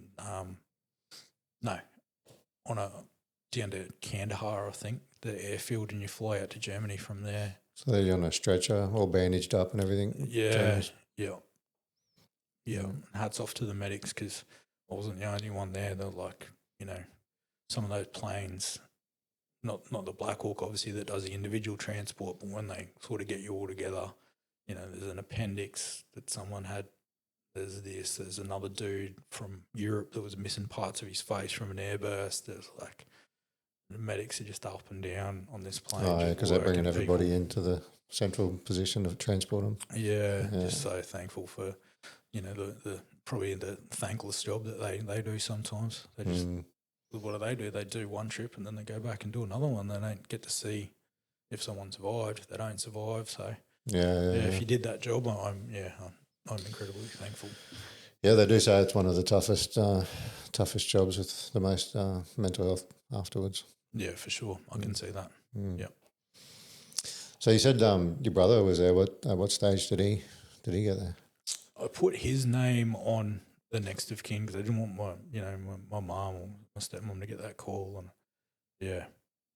my partner that I was with for a few months earlier, I just didn't want them getting the call. I wanted to go to my brother, and he still talks about getting a knock on the door, and he thought I'd been killed. So, the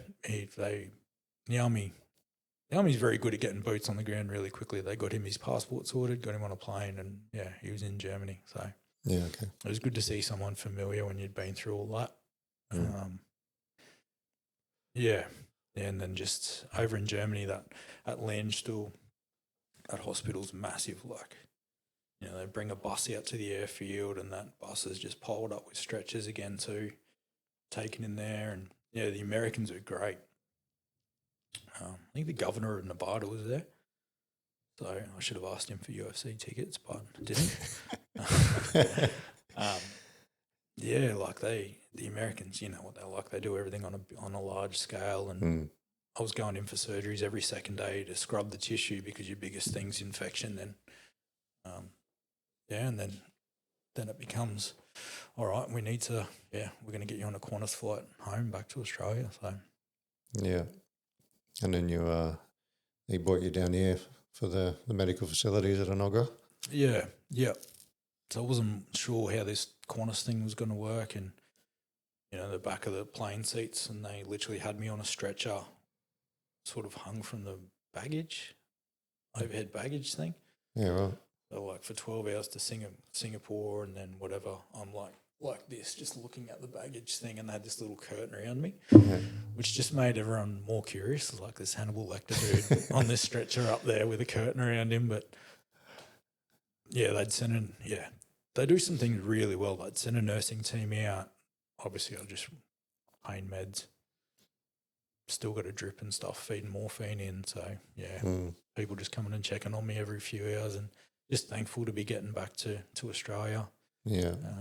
People in Singapore aren't very big, as we know. I was starting to lose like a lot of weight, but I think I was 88, 90 kilos is reasonable size, and these guys in Singapore are trying to get this stretcher down and get me out through the galley of the plane and then down these stairs, and they've half tipped me up, and I've just like hit the brakes with my foot on this thing. Oh fuck! And all the ball on my foot was like nearly missing. My toe had to be skin graft back together, and then everything's just started sort of bleeding. It was a bit wild. I sort of remember that, but I didn't care. I just wanted to be back home. Like there's something special about landing back in Brisbane and being back in Australia. Yeah. What was the time frame from when it happened to coming back? I have no idea now. Oh, really? No, I thought in my head that, the preconceived notion, I thought I was over there for 2 weeks, and then they're like, no, it was a bit quicker than that. And okay. Yeah, just the morphine. Just a drug field, just surgery every second day, like for a bit, where they're putting you under. Yeah. Yeah. So you're waking up not knowing what day it is. Yeah, I had 14 or 16 surgeries in the first 12 months. So they had to stop putting me under. Oh, really? Yeah. What the fuck? Just like all. Yeah. What are they doing so many surgeries for? Somewhere between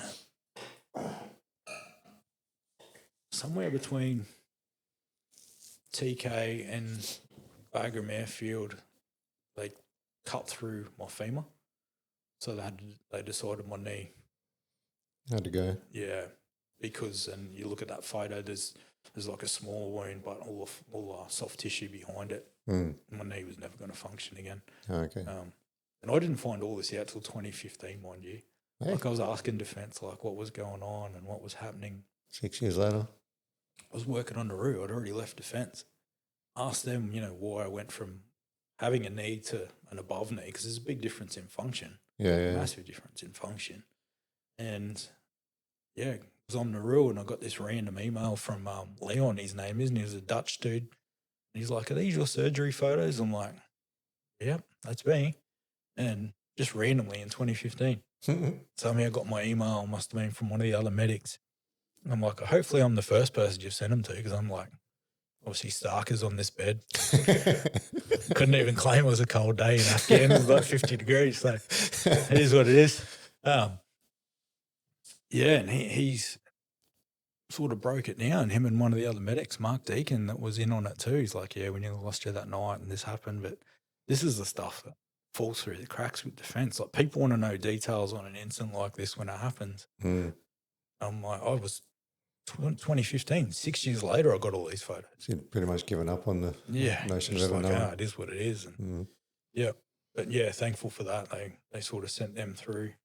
And then, remember the ambulance coming out to the Qantas flight and, back to Inogra. You were saying before that the medical system's pretty fucking shit house. So you'd say like the initial treatment and everything was top notch, and then it all sort of fell apart when you got back here. Not from a nursing perspective. I'm really thankful for the team at 2HSB, and a lot of them were, not.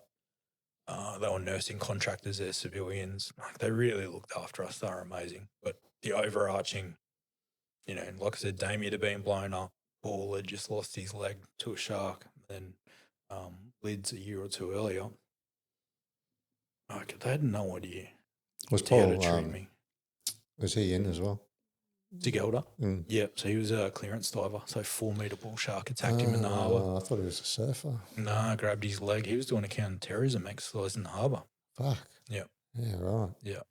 Brutal. Yeah, mad dude. And just a small world where his sister kept me alive, and now we're getting legs done at the same place. And yeah, if you ever need some inspiration for people, listening to your podcast, he works with Shark Week now. He's in the US. He still goes back diving with sharks. I know. I saw him fucking photos of him diving. What the fuck? Yeah, and he's a physical specimen still too. Like, for someone missing 2 limbs, he puts his, prosthetic arm on and he'll still do pull-ups. He'll still push weights with it. He's a monster. But probably all about being mentally well, rather than he's just, if you're physically well, you're mentally well a lot of the time. Yeah, definitely connected. Yeah, but no, they were looking through a phone book to send me to a prosthetic place. Initially, so we're all pretty competitive too, right? I'm hearing these reports like he got up and walked in 6-7 weeks. Bet your ass I'm going to get up and do the same. Like, he did this and he did this, and I'm like, all right. Challenge accepted. Yeah, that's it. I was probably slowed down a week or two because of my left foot. I couldn't stand on it, so they had to skin graft underneath the ball on my foot. And then I wasn't even sure if I had toes left. Like, couldn't feel had to sort of, skin graft, put strips of skin down my big toe and they take a little while to settle, so they're sort of bubbled up for a bit and you can't really stand on them. Oh, yeah. So that probably slowed me down for a week or two, but I think it was about 6 weeks. I was up walking. I literally looked through a phone book for a prosthetic place. Yeah. The defence have not done any sort of, risk assessment into blast injuries. Yeah, to have a standard operating procedure for it. In the Middle East, crazy thought. I know, right? Like, blast injuries. Like, come on now. Like, I hope they do this better next time we go to war, which we will. It's inevitable. Like, at some point, the world's so volatile. Yeah. I think that's what drives a lot of us. And Phil Thompson's my best mate.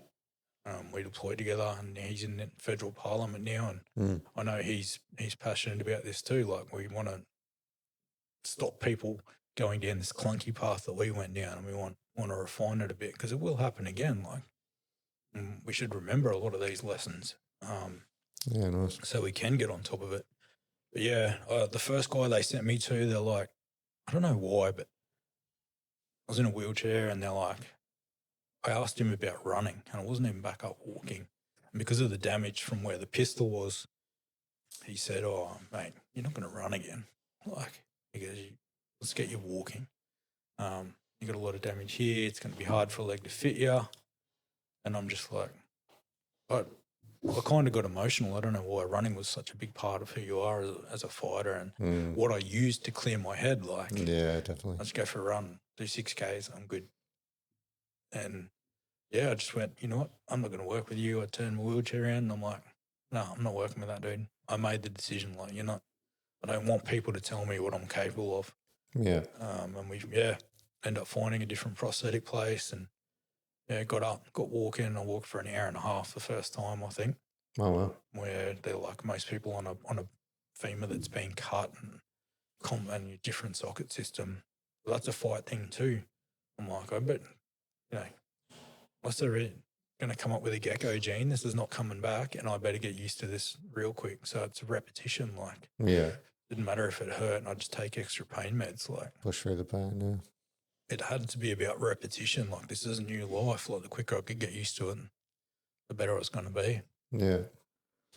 You're talking about the prosthetic community before. Is it like a bit of a you all sort of band together to get advice from each other and stuff on how to move forward?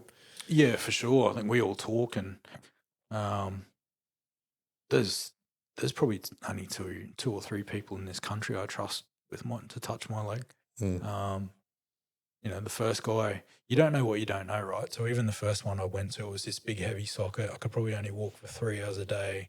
Wasn't made of carbon fiber, which is the lighter, stronger stuff. It was big, thick, and heavy, and it was hurting my hip, and just the way it wasn't walking was very good. And then someone said to me, it's like, having a Ferrari but not having the keys. Like, you've got this high-end prosthetic, but unless your socket's well made and aligned to your leg, that's what makes it. Oh, yeah. Your alignment, and it's so true. Like 2 mils one way or another way, or can make a massive difference to how you walk. You don't. I know that now. Yeah, like, I didn't know that in 2009. Yeah, they could have given you a wooden leg and told you this is what you need. Yeah, that's it. Yeah. But at the end of the day, Curtis was a couple of years after us, and the way he walks on, we see the same prosthetic guy. He's taller than me, and Curtis is a big dude. I'm 6'1". He's probably 2 inches, 3 inches taller than me. The way he walks on 2 prosthetics is pretty amazing. So, that's the key to that. Yeah, nice. Jethro Thompson, old Vietnam vet. No, I don't think so. Tripped a mine in Vietnam and he lost a leg and an arm, and he's got one arm with one finger on one arm, sort of thing. Yeah, right. No. Yeah, he's big bit of a face of Mates for Mates. Yeah, okay. He would have had a rough run. Yeah, a rough run, but an interesting run. You go with the technology that's provided. So initially back then, 2009, it was a C leg. Had to charge it every night, and if you forgot, I've forgotten to charge my leg so many times, and it doesn't bend on you, and you're sort of walking through the shops, and your kids are looking at you weird because you're like, oh, you've forgotten again, haven't you? And then this came out around 2012, 13, the X2, which the Americans threw a whole lot of money at Otto Bock, a German company. They've even redeployed people back on prosthetics, the Americans. Oh, really? So that's how high functioning these are. They're so good. Fuck. But had to learn to walk differently. You can actually walk through this one, where the first one was hit the ground, pull back. See, I've probably learnt to walk 2 or 3 different times. Yeah. Yeah. Yeah, it'd be interesting to get Jethro on actually to see what that fucking journey was like in 1969. The first one I had, he would have thought would have been space age. That's just the technology you go with. It's crazy. But this is where necessity is like the mother of invention, right? Like, if we weren't at war in the Middle East, particularly the US and UK, would we have this level of prosthetic? Probably not. Because a lot of prosthetic places, they weren't dealing with Paul de Gelders, Damien Tomlinsons, Curtis McGraths, and me, they were dealing with, you're in your 60s and you've got diabetes. Yeah. We can get you from the lounge to the bathroom. Like that's what prosthetics were. Yeah. But because of war and the nature of this, we're like, no, we're wanna still walk active again, people. yeah. Like, yeah. Yeah, the journey. So the prosthetics was one kettle of fish, and then the journey through the medical system. How long do you have to stay in hospital for? They said 12 months initially when I got back here, and I'm like, no. No. Just in a hospital bed? No. You had your own room? Yeah, I did actually at 2HSB. They really looked after me, the staff there. I think I was out walking in about 6-7 weeks, and then sort of, out of hospital and home by Christmas. So, Okay. yeah. Oh, you mentioned, funny if I can, when I was reading the book actually, you mentioned your rehab consultant at Inogra was Lisa, and she's the one that actually gave me your book. I work with her every day. Oh, really? Yeah, I'm a rehab consultant now. Yeah, right. And Lisa's the APS that I work alongside with. Yeah, right. I'm trying to picture her face actually because it's a little bit fuzzy now.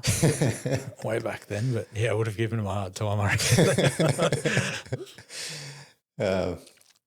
So you hanging out, fucking. Were you bedridden the whole time, or were you just fucking cruising around the hospital? Or? Yeah, that was sort of into me because if they took my leg off me a couple of times and then I'd be in the kitchen, I'd just hop around the ward like. This is like what you do when you get up and go for a piss in the middle of the night. I'm not putting the leg on. So, the staff there were really good. I think the last thing I had to get done, I'm like, and believe it or not, it was one of the most painful surgeries. So I had to rebuild my eardrum and, it got blown right out. I was still having some dramas on my right side. So it's about a 5-hour surgery. I woke up and there was tape stuck there and they're like, we sliced your ear, pulled it forward, taped it there, and we were sort of in. We had to cut the top off your eardrum, put a skin graft down, call it an underlay or something, and then put the top of the eardrum back on because that was just all damaged. And then sort of do whatever we need to do, try and heal the ear canal walls and stuff like that. That was honestly one of the... waking up from it?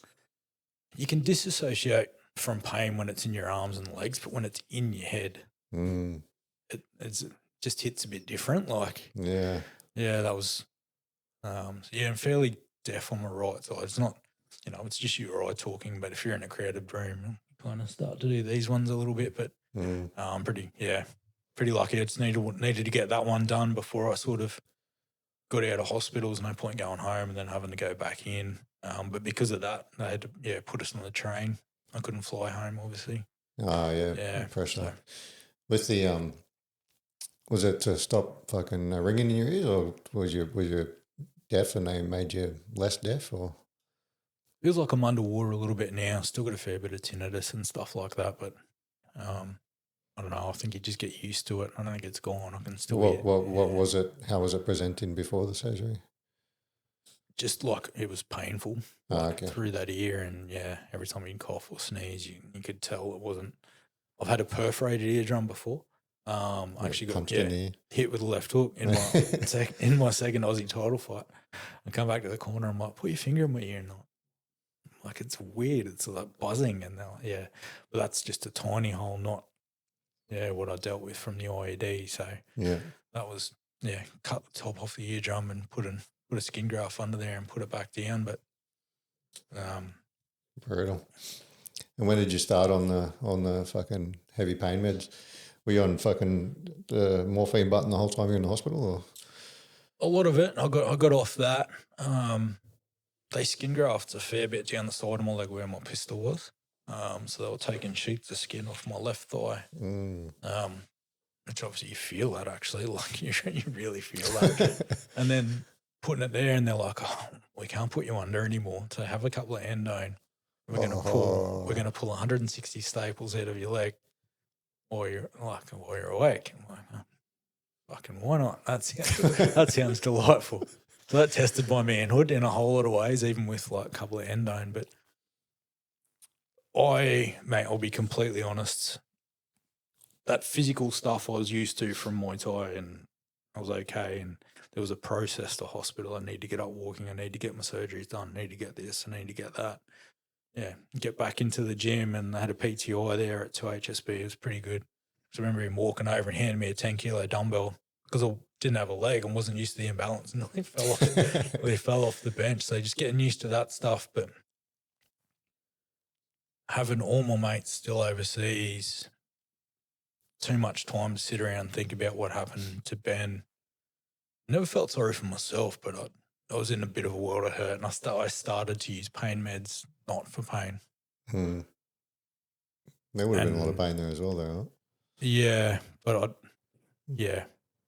there's probably a little bit of both. Yeah, but you felt you needed a morphine to quiet your head. Yeah, and I fell into that trap, to be honest. Like, for a little bit. Yeah, just sort of getting back to Townsville, and I'm like, my mates are still over there for another, 7-8 months, like, or it felt like that. They were going to get me back in about February, but I was a bit of a mess, and this is where the psychological stuff started coming in. And as a fighter, you prepare yourself for performance, so you think you're mentally switched on. You can always be better, but I was never ever in my life in a position to question your mental strength, and then to have someone tell you you've got this post-traumatic thing going on, and the event would just play in my head. I couldn't control when and where for how long. Like early on, I'd be awake for days at a time. Felt anxious, like something was going to happen any minute. I was so jumpy. It was just a bit all over the place. And it was traumatic to be diagnosed with something mentally for me, because I'm like, you used to fight strangers for money. I'm pretty good at this adversity thing or being challenged, but yeah, coming to terms with that. Tough pill to swallow. Yeah, and she is my ex-wife now, and I'm happy for her. She's remarried and moved on, and we're just the wrong people, and we got thrown together at a traumatic time. 2 beautiful kids from it, so I'm thankful. Happy, healthy kids, except for my son that just fractured his ankle with his new mountain bike. But it is school holidays, and that's what boys do. That's character building. Yeah, 100%. Yeah, just the wrong people, and she was.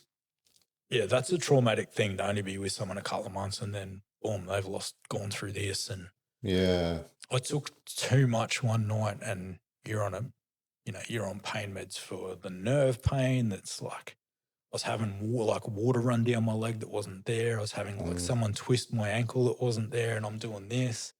I'm being on the missing ankle. Yeah, nerve stuff. And even now, like, it'll kick in once every 6-8 weeks. It's like I'm being tased under the foot every 2 minutes, and I'm like, oh really? Yeah, still get it. I make coffee and I sit up because I'm not going to sleep that night. Coffee's probably worse for it because it's a stimulant, but you can't lay in bed and just like, it's torture, like that nerve stuff. You can, yeah. I was taking pain for that. Yeah, itchy. Oh, that's horrendous when you can't stretch it. And then endone and all these other sort of pain meds, and I took too many one night, and that's when I probably hit rock bottom for me mentally. So, how many's too many? I've got no idea, mate. It wasn't I know. I don't think it wasn't intentional. Like, I wasn't, like, fuck this, I'm out. Yeah. It was, I don't know. It was just, I'm dealing with this and so much going on, and just don't want to deal with it anymore. I'd always hoarded endone, like, from the nurses, like, you've only had 2, haven't you? Like, yeah, and then I'd always have a stash somewhere, like, that's what soldiers do, right? You tell us to take 2, we're going to take 4. And I'm, when I go back and talk to SRC, I'm open about all of this. I don't think you can't half tell a story and hide the parts that don't, just because you don't think they make you look good. That's not what this is about. It's about, like, I was in a world of hurt, like,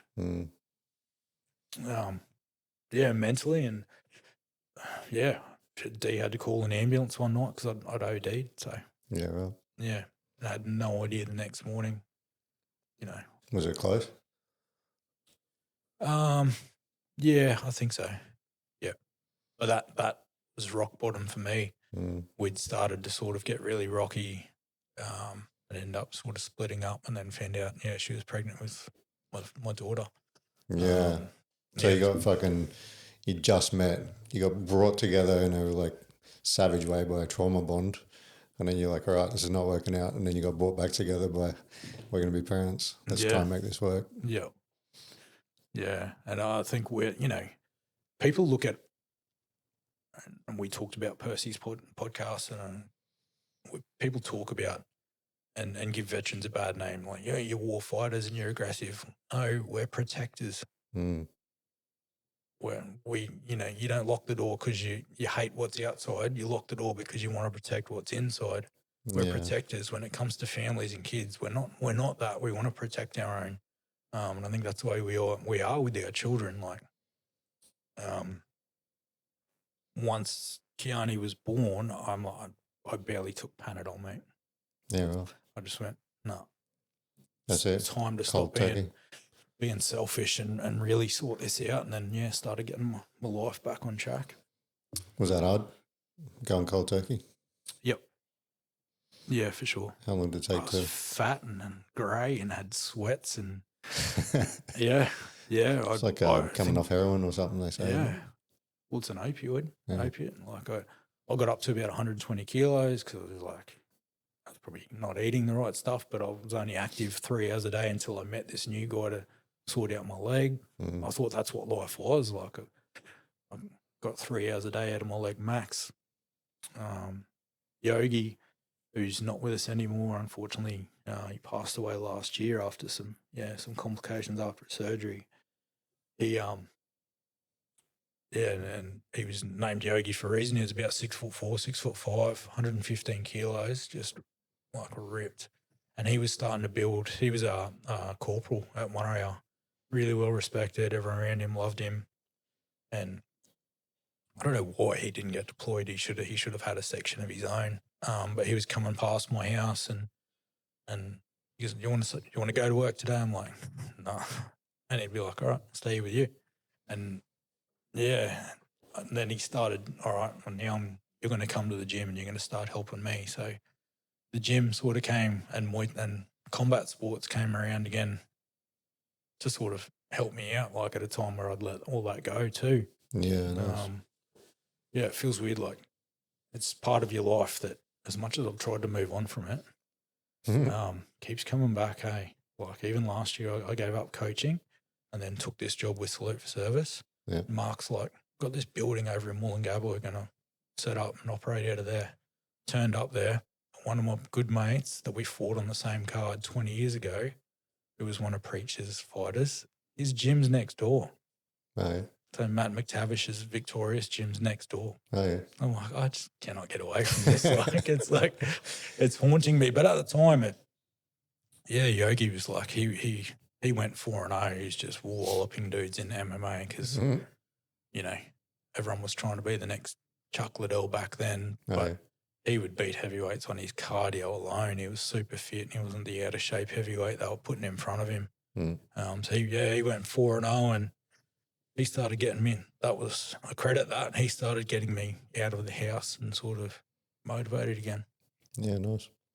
That thing you were saying about us being protectors, I love that little fucking clip that, I think he's fucking probably said it on about 10 different podcasts at this point, but that Jordan Peterson thing, have you seen that? Where he says, a man that is not capable of violence is not a good man. A man that is capable of extreme violence but doesn't use it, that's a good man. And I love that. I love that saying. Like, just because you're capable of violence doesn't mean you're going to be violent. Yeah. But isn't that what fighting is for us? If I'm fighting a five 3-minute rounds for a title and I come out and I sort of just pepper you a little bit early on and you give me an emotional response and you go flat out, I've beaten you straight away. It teaches you to control it, right? Like it's the opposite of what people think it is. Yeah. You've got to deliver it in a really controlled way to win at the professional level. You have to. If you give me an emotional response rather than a strategic one, I'll win that every day of the week. They're going to blow their bag too early. Yeah, and same as the young kid on a first section attack. You go 50 metres up and he's got no ammo left. To me, the principle's almost the same, right? It's that delivering controlled violence. Like, Yeah. Man, yeah, it is the absolute fucking opposite. It's pretty sad. It's such a contradictory sort of belief in the system as well. Like, people think that fighters like ourselves are violent and fucking can't be trusted and da. But they want to get all the kids into martial arts because it teaches discipline and self-control and respect. It's like, you can't have fucking both. Yeah, can't have it both ways. Yeah. But if anything, most like fighting, it beat the ego out of me very early. Like, Yeah, it does. Yeah.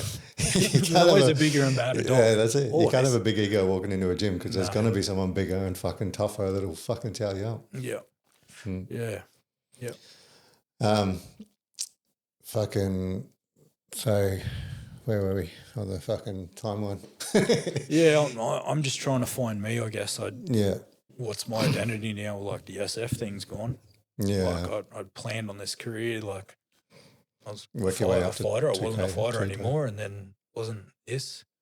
I'm like, all right, the Army's still paying me. Like, I tried to go into Intel and do a few different things. They wouldn't let me do sub 1. I got back to running. So I got a blade. I ran later on after I'd left the Army. The first Invictus Games was 2014, Prince Harry's Games in London. I did, and they told me I wouldn't run again, ended up running at that. Ian Bone, who runs Courage Gym in Townsville, he's an ex-Tour guy. He's a mate, and he was at the track with me a lot and sort of helping me get through the process of learning how to run. How long did you stay in after you got back? Yeah, so even back to running, and I flipped a truck tire around the outskirts of one of the gyms in the battalion in front of staff and everyone. They would not let me do sub 1. Yeah, right. I'm like, okay, so I'm here. My second child was coming. Jax was about to be born. I'm like, all right, so you're telling me I can't progress. I've jumped through these hurdles and I'm back to this. Now they just wouldn't let me do sub 1. I'm like, oh, it's time to go. Yeah. How long was that? Mate, they messed me around something fierce. Like, it was over 12 months, and I had to ring some brigadier in Canberra and go around everyone's head, which at the end of it, I'm like, I don't care. Like, you're starting to hurt me financially now when I've got a second child to provide for. Why are you keeping the MECRB system's still messing people around now? People don't know whether it's 3 months, 6 months, 12 months plus at the moment, and they can't even tell them. That's what I was going to say. People are getting fucking kicked out for shin splints these days, let alone fucking amputees. Yeah.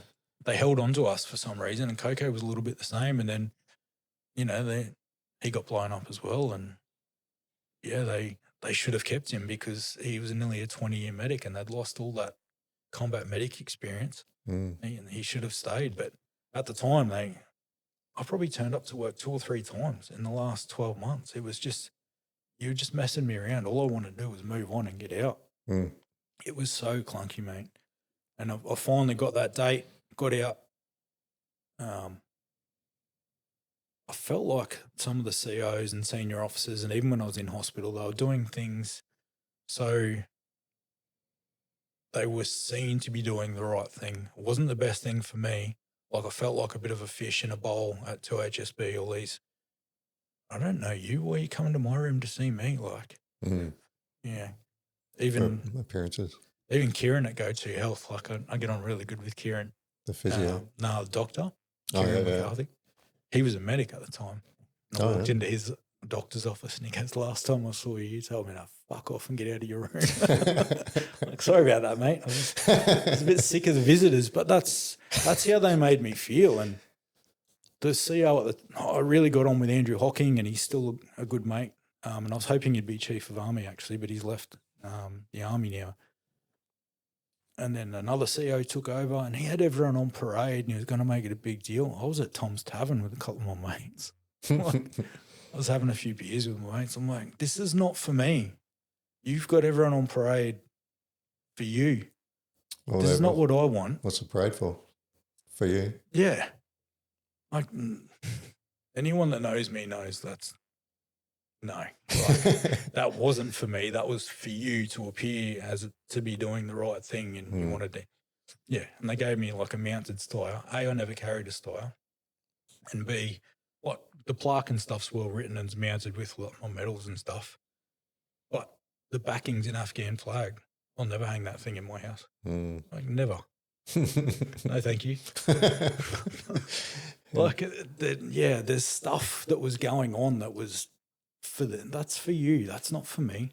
Yeah. All I wanted was to get out and move on and provide for my kids. Like, so you think they kept you around as a bit of a show pony rather than in your best interest? Yeah, it definitely wasn't in my best interest. And I think now the MECRB system's just struggling, as you know, with we're in peacetime.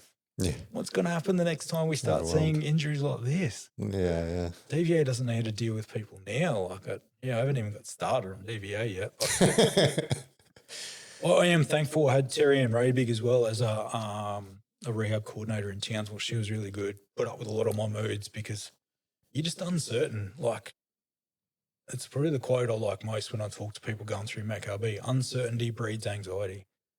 If you know who you are, what your values are, you've got a skill set that can translate to job on the outside, you'll be okay. But these undetermined time frames, and I don't know if it's going to be 3 months or over 12 months, or it's horrendous at the moment. But at least now all your DVA stuff's being sorted out. So I left pretty clear. I went out on patrol with a mate and with both legs, and I did not come back that way. Yeah. Combat operations, like an MRTF2. They kept me on minimum wage for 3 months after I'd left until they sorted out my pension classification. So you thinking I'm going to be a Class B? Because ComSuper goes, we think you can be a security guard. There's the first part of your broken process. You're calculating it on a person's ability to work instead of their actual impairment. Like, that to me doesn't make sense. Like, you should be encouraging people to work anyway. Like, whatever. And bear in mind, I got out the same time my best mate did. They're telling her, you can be this. ComSuper says you can work as this, and you can be security guards, and you can do this. Cool. Tomo's probably going to be Prime Minister of Australia one day. He's a federal politician that probably should have the LNP leadership. And I've designed and implemented programs like, don't tell me I can only be a security guard. That's the first part of your broken thing. And you're classifying people on their ability to work again instead of the level of impairment, encouraging them to work again. But this minimum wage bullshit, $1,000 a fortnight. My mortgage was $950 a fortnight, and I've got 2 kids. So I chewed up all my leave entitlement. I'm just like, then it started to put pressure on me. Like, I need to work. I need to be a provider. Like, I've got a mortgage. I've got 2 children. I've got, and then I sort of landed a role on Nauru. Yeah. But the oxymoron of waiting for your permanent impairment, they're like, well, we can't pay out on mental health till it's stable. You tell me when mental health is ever stable. Yeah, that's a big one. Eh? I don't care if you're one of the highest performing Paralympians in the country or an athlete. It goes up and down. Like, how is it stable? Like, yeah, people that are downgraded fucking can't get upgraded till they stop seeing a fucking psychologist or psychiatrist. You should be encouraged to do that. Like, this system is so backwards. And I did speak to Khalil Fagan on the phone a few weeks ago. I'm like, you need to really turn this culture around. And this is what I'm passionate about, is being financially independent from DVA. So anything DVA gives you is a bonus. But at the moment, I said, your impairment point scale has lost any relevance. So if you're maxing people out on impairment points now in peacetime, anytime anyone steps foot on a plane, boat, or chopper to be deployed, I hope you've got an endless bucket of money, because you are going to have to max them out on points as well. How can you not? Yeah, 100%. Your impairments point scale is, and not only that, we've just been thrown now into this big pool of gold cards where Curtis and I need modified vehicles to drive. I don't have a right foot. He doesn't have any legs. And we've both been waiting over a year for something that's part of their policy in the motor vehicle scheme, and they don't know how to deal with us. I'm like, we even came up with solutions a few years ago through Tomo when Hurley was the Governor General. Once again, another high-flying officer that got put into another position. And we said, all right, this is not about a medal, but Purple Heart equivalent, injured on operations, lost limbs like the US, your top tier, your complex sort of case, wheelchairs, prosthetics, maybe chemotherapy if they're, cancer. Mate, to be perfectly honest, I would even put sexual assault in there. I think that's some of the most complex things that our female service women can go through. I would put that in that complex tier and be like, approve a treatment plan. It's not about the medal, but yep, you're at this level, your care plan needs to be there. Because at the moment, it's just all of us gold cards. Tell me someone that can actively play high-level sport that their care plan is the same as Curtis's or mine. Yeah, for sure. And that's where we're copping it. And the dumb thing is with this, and we're gonna lay it all out again, and hopefully, I think this government doesn't like spending money on defence, so they'll be more likely to pick this up because the next tier down should be severely, injured, impaired, whatever, maybe not on operations in training, or categorise it, have 4 tiers, and then you cap each treatment plan. Yeah. And then if you want to go up a category, then you have to provide proof. Because at the moment, the system's failing. It's just loaded up with all this administrative bullshit that people don't even, like DVA don't even know their own policies. Curtis and I are like, hang on a minute, you did this 5 years ago because we can't drive normal vehicles. Now you're going to hold us up for a year? Like, I can't borrow your car. I can't. Yeah. Like, your treatment plans are different. You need to start to tier this a little bit. And then that would cap your money and save you an admin. And you only need to provide your proofs when you want to go up a tier if your injury deteriorates or whatever it is. Hurley was the Governor General at the time. And I've heard that his response was, yeah, but what about the people that don't qualify? What about them? Well, you should be glad you've got all your fucking limbs.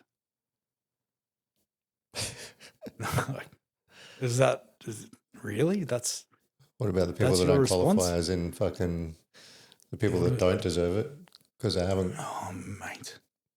We all know there's people out there that have taken the easy option, have claimed to be at incidents. If everyone who said they were at our incident when Ben was killed, I would have been in the middle of a fucking U2 concert. Oh, really? That's how many people were there, apparently. What? Like, and they've gone and, this is how backwards the system is.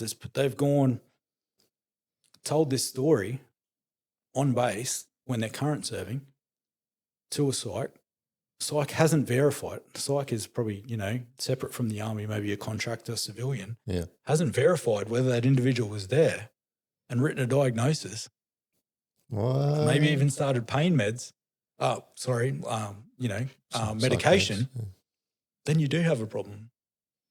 Wow. I know that happened, mate. And we all know there's, individuals out there that have just gone, I've got tinnitus, I've got this, because one of their mates has got 20, 30K for tinnitus. DVA system and the impairment point scale. Mate, we've got any relevance. Every day at work to pull the curtain back on some fucking bullshit, but we've got goal 1 and goal 3 at work, right? So goal 1, you're trying to upgrade, get back to work, crack on. Goal 3 is you're on your way out, you're getting a med set. And we have to keep them separate. We literally have to segregate them because the goal 3s will tell the goal 1s how much money they can make from DVA. So we can't let them commingle.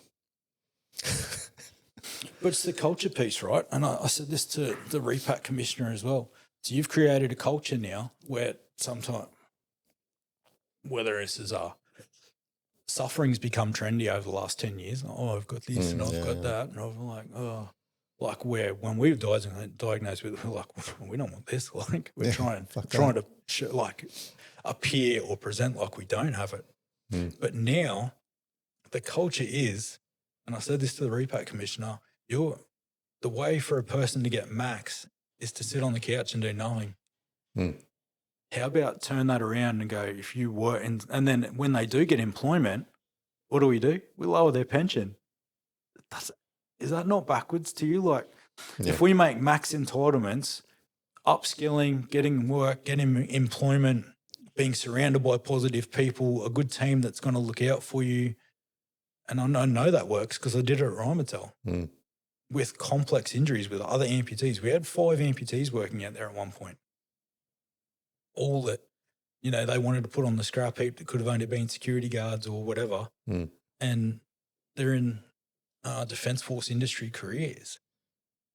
If we change that to go, no, we're going to reward you for upskilling and moving on and doing something, and we're going to help you do that. Yeah. Then that whole culture shifts. Yeah. At the moment, we're rewarding people for sitting on the couch. You can't. Just fucking ruining them as well because they fucking, it's only so long you can sit on the couch before you get sad. Well, I saw this at Mates for Mates. So when I, was working on Nauru when I left and in my spare time in Townsville, this is where I met Mark. I'm working at Mates for Mates in Townsville. We started to engage with soldier recovery because I'm like, I've sat there, bring them over. Went and did the first Invictus Games with Prince Harry. Cool. That for me was a big sign that our rehab system was failing. So seeing what wasn't just about medals and competing, I'd just come off night shift on Nauru, flown back, and then I'm in London a couple of days later, eyes hanging out of my head. And then, wing commander's like, you'll address me as this. I'm like, no, I won't. No, I won't. I'm a civilian now, thank you. But it was learning off what the Brits are doing and learning what the US guys are doing and girls were doing. They had female amputees. They had some really banged up males and females. They had a female that gave us what for playing wheelchair rugby. She was above knee amputee as well. She was amazing. But their rehab system, and then Mark and I were like, we're going to pick this up. We had wheelchair basketball programs at Mates and Mates, Soldier Recovery Centre coming over every Wednesday. Because you can stop people being depressed. If you've done a knee, ankle, whatever, you start to put some weight on, your mood goes down. All right, get in a wheelchair and try and play basketball for an hour and a half. There's your workout. You're feeling mentally good, but you're keeping the weight off and protecting your injury at the same time. Like, we learned those lessons from Invictus. Like, that's what was special about that. I don't know, we're so far behind where we should have been. Yeah. No, we always are fucking 100 years behind the rest of the world, aren't we? Their medical facilities are as fucking big as our bases, aren't they? In the States and the UK and stuff. Did a really good job of pathwaying. Curtis is one of the exceptions to the rule. Curtis is just, he's something else, and I'm proud to call him a mate. He's intelligent, he's resilient, he's won 3 Paralympic gold medals back to back, and he'll probably get a 4th because he wants to do one more. Nice. He's the exception to the rule, but the US and UK did a really good job of pathwaying their severely wounded into Paralympic sport. Mickey Yule, he lost both legs to a mine as an engineer. He benches over 200 kilos. Oh, well. Like, you can't help but be impressed by these people, but they've been put in a system to achieve something, not to go, here's your restrictions. Yeah. You can only do this, this, this, and this. Yeah. Like, we don't frame it well. We don't frame it right. Nah. Well, people are fucking, they've got an injury or back injury or whatever, and they're told they need to, I think CSC gives, 5-year fucking reviews and then random reviews and stuff. So you don't want to be doing anything that looks like that you're good to go again because they'll take your pension off you. So people are just, sitting back and fucking. But once again, to me, it's the senior officer mentality. We've taken them from defence. They haven't been blown up, shot at, understand what we're dealing with down here, the uncertainty of moving on, and they're okay. They're comfortable. They're always going to transition from defence and then they move into DVA. Well, like, what do you don't understand this space, but you're trying to govern it. Like, yeah. What's the answer, you reckon? I think you need to tier the system, and unless the government's got an endless bucket of money, and Labor clearly doesn't with defence, it never has. I think like I said, this is not about a medal, and I don't expect it to be called a Purple Heart or anything like that, but tier it like the US does, have 5 tiers, 5 or 6 tiers, and then appropriate treatment plans, cap it at each level. And then your system is only going to overload it with admin when someone goes, hey, I'm a tier 4, I want to go to tier 3. The second part of it is I've moved over to Salute for Service. I was very comfortable at Rheinmetall where I was. Like, I'd built that veteran employment program that won the Prime Minister Award in 2020 before it can be brought, because now they want organisations to sponsor the award. So only Labor could do this, but sponsor the Prime Minister's Veteran Award and then you'll get your own recognition after you sponsor it. Like, it's lost all credibility now, but veterans are capable. As you know, as a rehab coordinator, your majority is going to be probably, combat corps and diggers and stuff like that need to be retrained, reskilled, and then move on. Like, encourage them to do that instead of encouraging them to sit at home on the couch. Like, we're going to be, trust me, from an industry perspective, there's a skill shortage right now. Yeah. So, and being in defence industry like I was for 6 years, yeah, I've seen that. Like, we need to transition people into industry. And then, one of my other mates that I piloted the Rheinmetall program with, he's an above knee amputee. He was having pain meds and drinking nearly a bottle a day. He says that program saved his life, and he's still out there working in procurement. Yeah, nice. Because he's got a team around him. He's got something to get out of bed for. He still cares about our nation's capability, and he's in an environment that's supportive. All you need to do is give a bit of flexibility so they can keep up their rehab, whether it's physical or psychological. Yeah. This is what shits me, mate, about you can do all the royal commissions in the world. Yes, it highlighted some bullying practices. Personally, and I'll say this on record, I think the family voices that haven't worn the uniform started to overshadow the people that actually have worn the uniform. And I mean that respectfully, because I do not ever want to know what it's like to lose a child. But if we're trying to fix this space, the person that's worn the uniform needs to be at the forefront, not the family's opinion of what that is. Yeah. Because when I hear some things, what people are saying about people I knew, I'm like, that's not the person I knew. And no one's going to sit there and tell their mum everything they did on a combat operation either, right? Yeah. Like, no one will do that. There's some really clear solutions here. You can do all the royal commissions under the sun. You can have all the meetings in Canberra with all your high-ranked officers. Cool. Show me one that's been shot at, blown up, lost mates. None. So why are you... It's a hairdresser trying to teach a bricklaying apprenticeship. Not your lane. Not your lane. Square peg in a fucking round hole. No relatability, mate. And then... Is Rheinmetall still doing the veteran programs? They are, yeah. So I'm still supporting them externally now I thought long and hard about it. I know the ESO space is challenging. A lot of them, once again, under former senior leadership, mismanaging money, and they're relying on government handouts and donations to survive.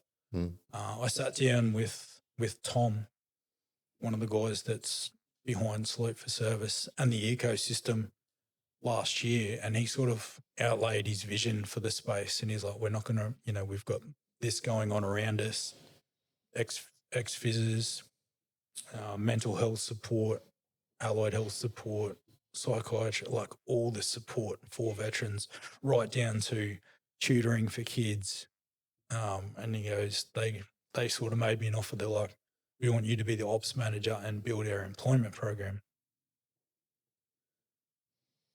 I was very comfortable, and I thought, yeah, really long and hard. And I'm like, this could change the space. So that's what you're doing at Salute for Service? Yeah. I really think this can change the space. What they put in front of me as a a veteran with a complex injury myself is the most comprehensive onboarding I've ever done. They're like, do you need psych support? Do you need this? Do you need a physio? Do you need help with this?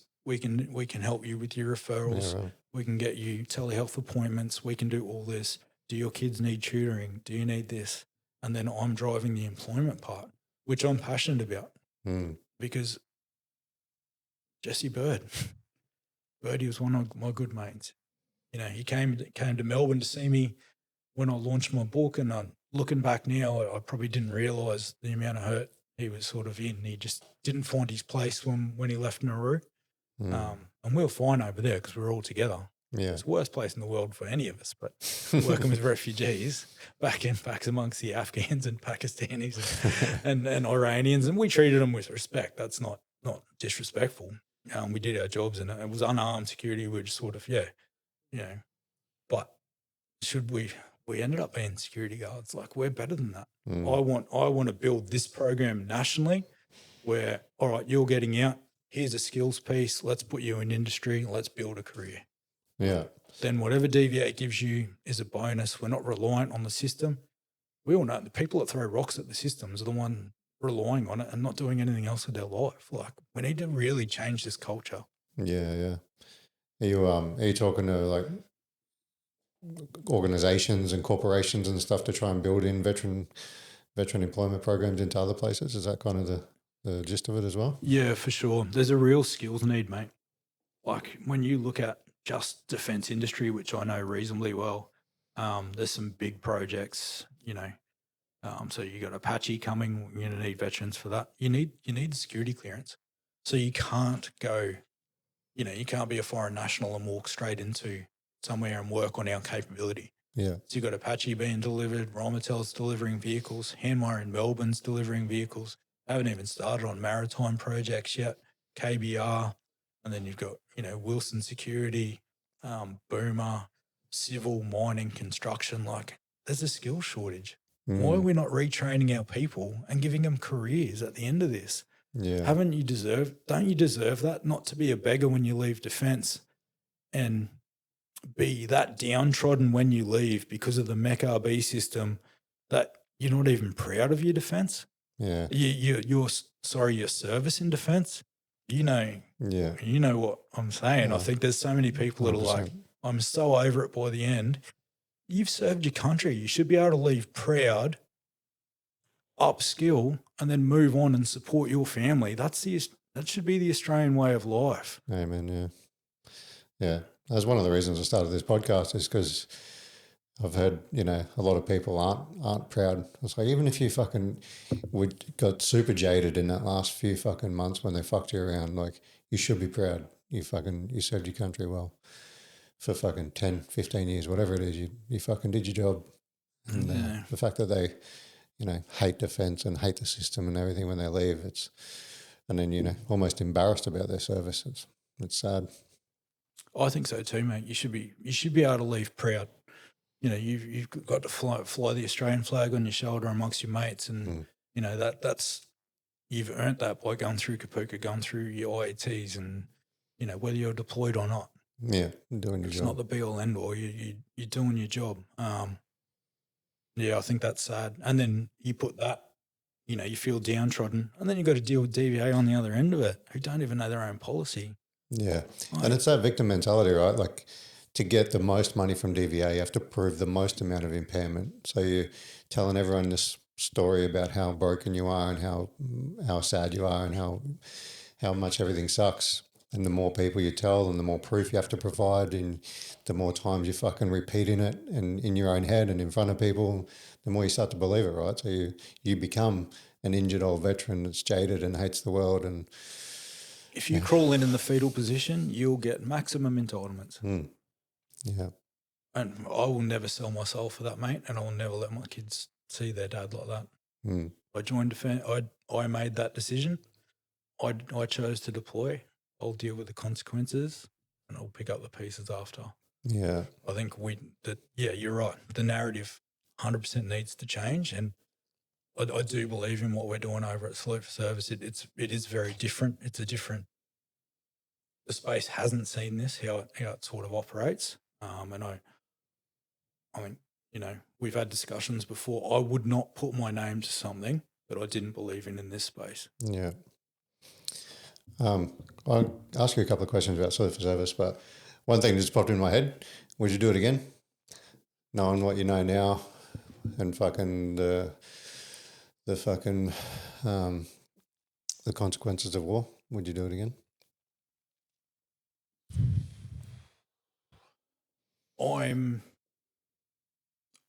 I'm here for a reason. I'm here and now for a reason, and I'm driven to change. Like, I'll bang my head hard against this wall for the next 12 to 18 months. I have to walk away after that, and I've already had this discussion with Mark. I can't look at it that way. I have to take that accountability piece because I am who I am right now. Maybe I wouldn't be that if I don't like to play that.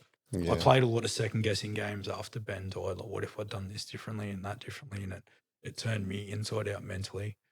But for right now, I'm stubborn, resilient. I want to change this space, man, with the stuff we've just spoken about. So yes, I want to be sitting right here, right now. Would you let your son join? No. Not in a broken system. Not a hope in hell. Tell me about salute for service, other than what you do for it. What is it, Mate? I really think it is a game changer. So I sat down with one of the guys last year, and he sort of outlaid his vision for the space.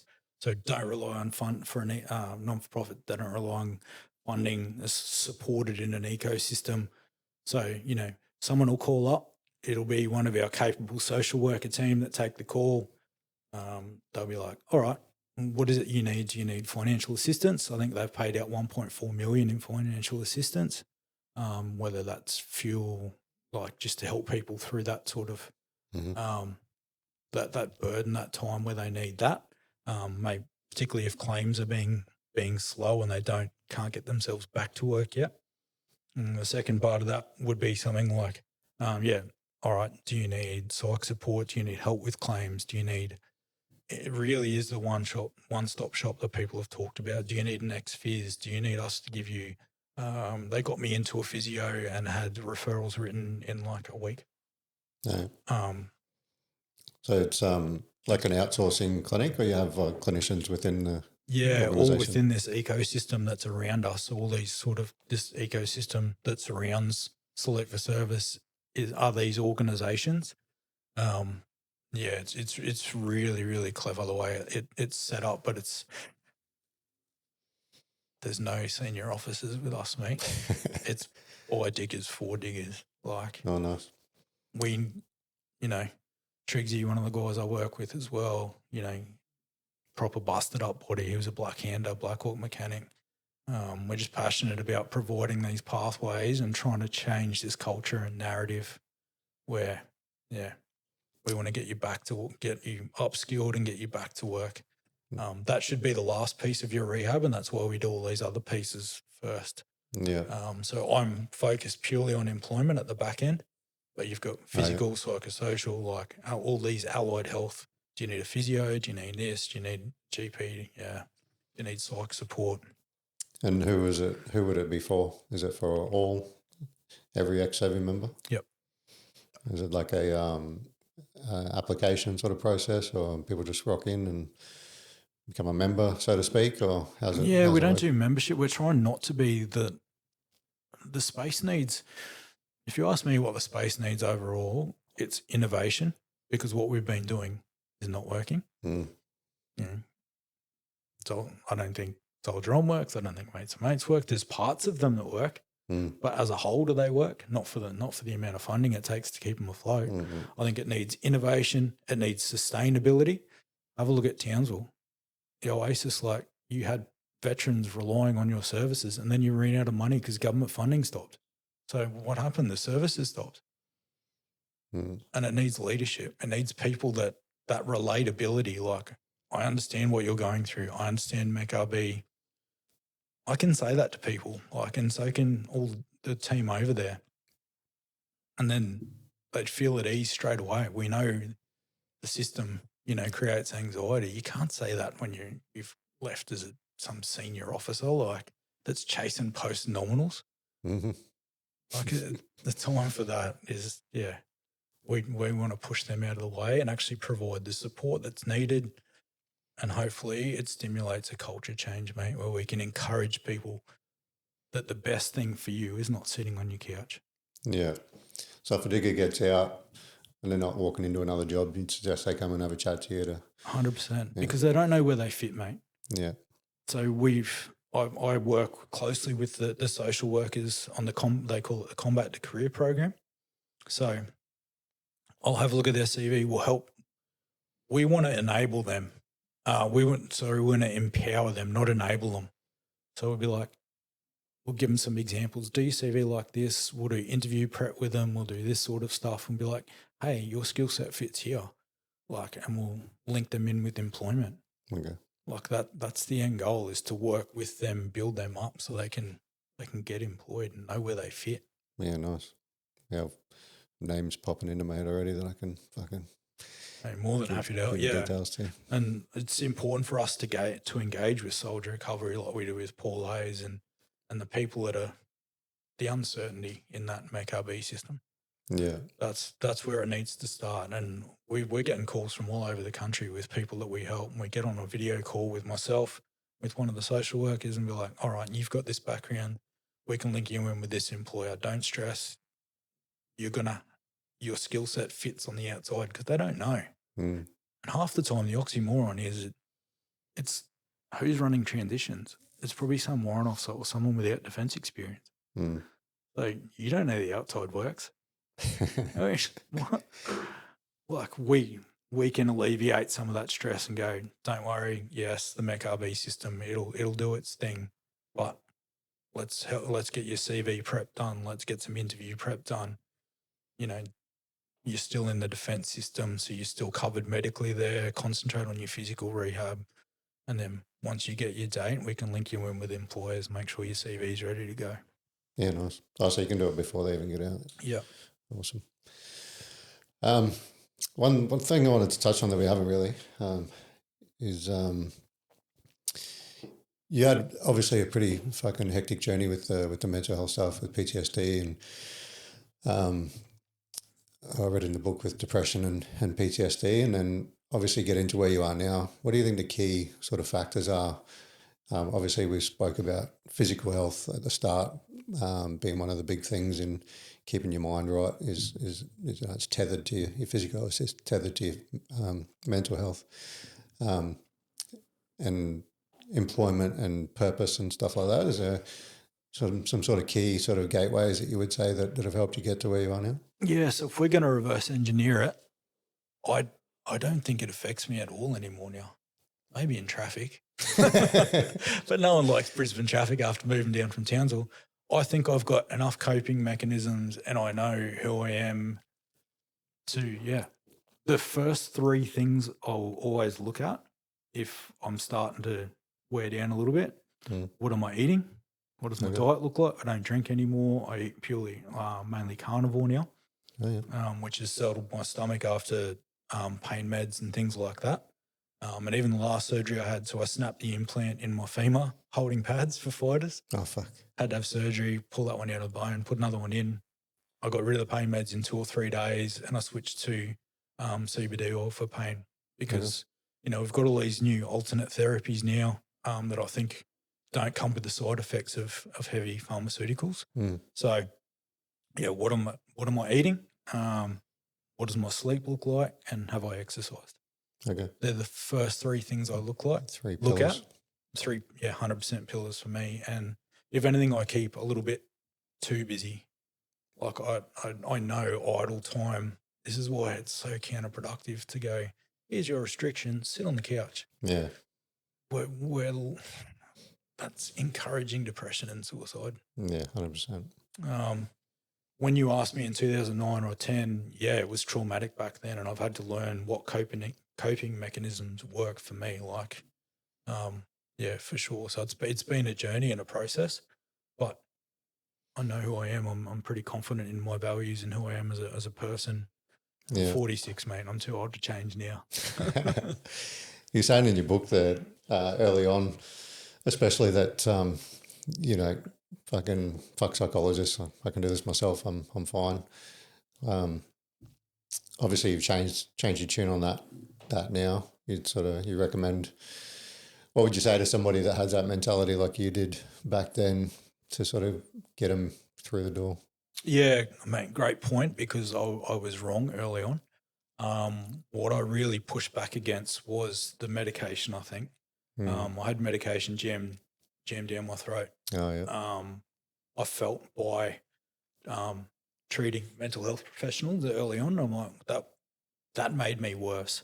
I'm always going to have a level of physicality, and being a fighter for so long and then a soldier, the pain meds the psych meds or that medication made me feel depressed, lethargic, put weight on, and I was in a worse position, not better. Yeah. And I felt like I wasn't confronting that. So I've had my time over again, and having worked in high level, with sports teams, 100%, it's all about the mental game. Like, go and talk to someone. I think veterans and defense people go, they're not army, they don't understand me. Well, if you're looking for a psychologist that's been on combat operations, good luck. Just find a good psychologist that's going to be there for you, that can give you some structure and some coping mechanisms. Like, my psych used to give me homework. Yeah. And you'd have to go away and think about it and sort of build on that. So for me, I think, like I said, that's not the book I'd write now. And I've been asked to do a second one. I've never lived a boring life, that's for sure. But yeah, I was wrong. I pushed back on the psychology, but it was probably the medication. Okay. But in saying that, the army psych system sent me to a different psych every week early on, and I had to tell the story again and again and again and again. And early on, that was not good for me. No, that's not helpful for anybody. No. Find someone you can talk to. Find someone that's going to help you come up with some coping mechanisms and some strategies. If you're looking for someone that's been and done what you've done, well, you've been and done what you've done. You need that different point of perspective. Yeah, for sure. It's a good point. I've actually got a psychologist asked me if she could come on. She's her fucking brother, sister, and dad were all service, but she never served. But she's a psychologist that deals with a lot of DVA guys, and she wants to come on and have a chat about PTSD and stuff. So that'd be really interesting, actually. Yeah. If I had my sort of, I said this to you, and I've said it to Mark and stuff as well. Like, I'm going to bash my head against this wall and try and reform this space in the next 12 to 18 months. But then I think success for me is moving on and doing something different. I don't want to be defined by being a veteran, being wounded, all that sort of stuff. I want to, I love working with athletes. I loved coaching athletes at the gym last year because, as you know, with a fight, you can win or lose that 2 weeks before it even starts with your mental prep. Yeah. And that's what I really like about having that insight into the Cowboys, working with the Melbourne Demons. That's the space I want to get into. Yeah, nice. Yeah. So really curious about, that our psychs perceive us. Yeah. Yeah. Should be a good one. Looking forward to it, actually. Cool, man. Anything else you want to mention before we No, mate, that went forever. So it seemed to go really quickly, but that's like a couple of hours. So it did, it's just so good to 2.5 hours. Yeah, have a chat, mate. No, thank you for having me on. I hope your podcast does really good things. If there's anyone sort of struggling that needs someone different to talk to, we can send them to Salute Service, mate. We'll make sure they're looked after by us, for us. Definitely will. Name almost rings a bell. Awesome, mate. Thanks so much. Thank you, mate. See ya. In the ring they call me Warlord. My mother called me Paul. You can call me Private Warren when you file on your report. As to how I came to be here, this is what I understand. In this hospital in Germany from the Dustburers gang.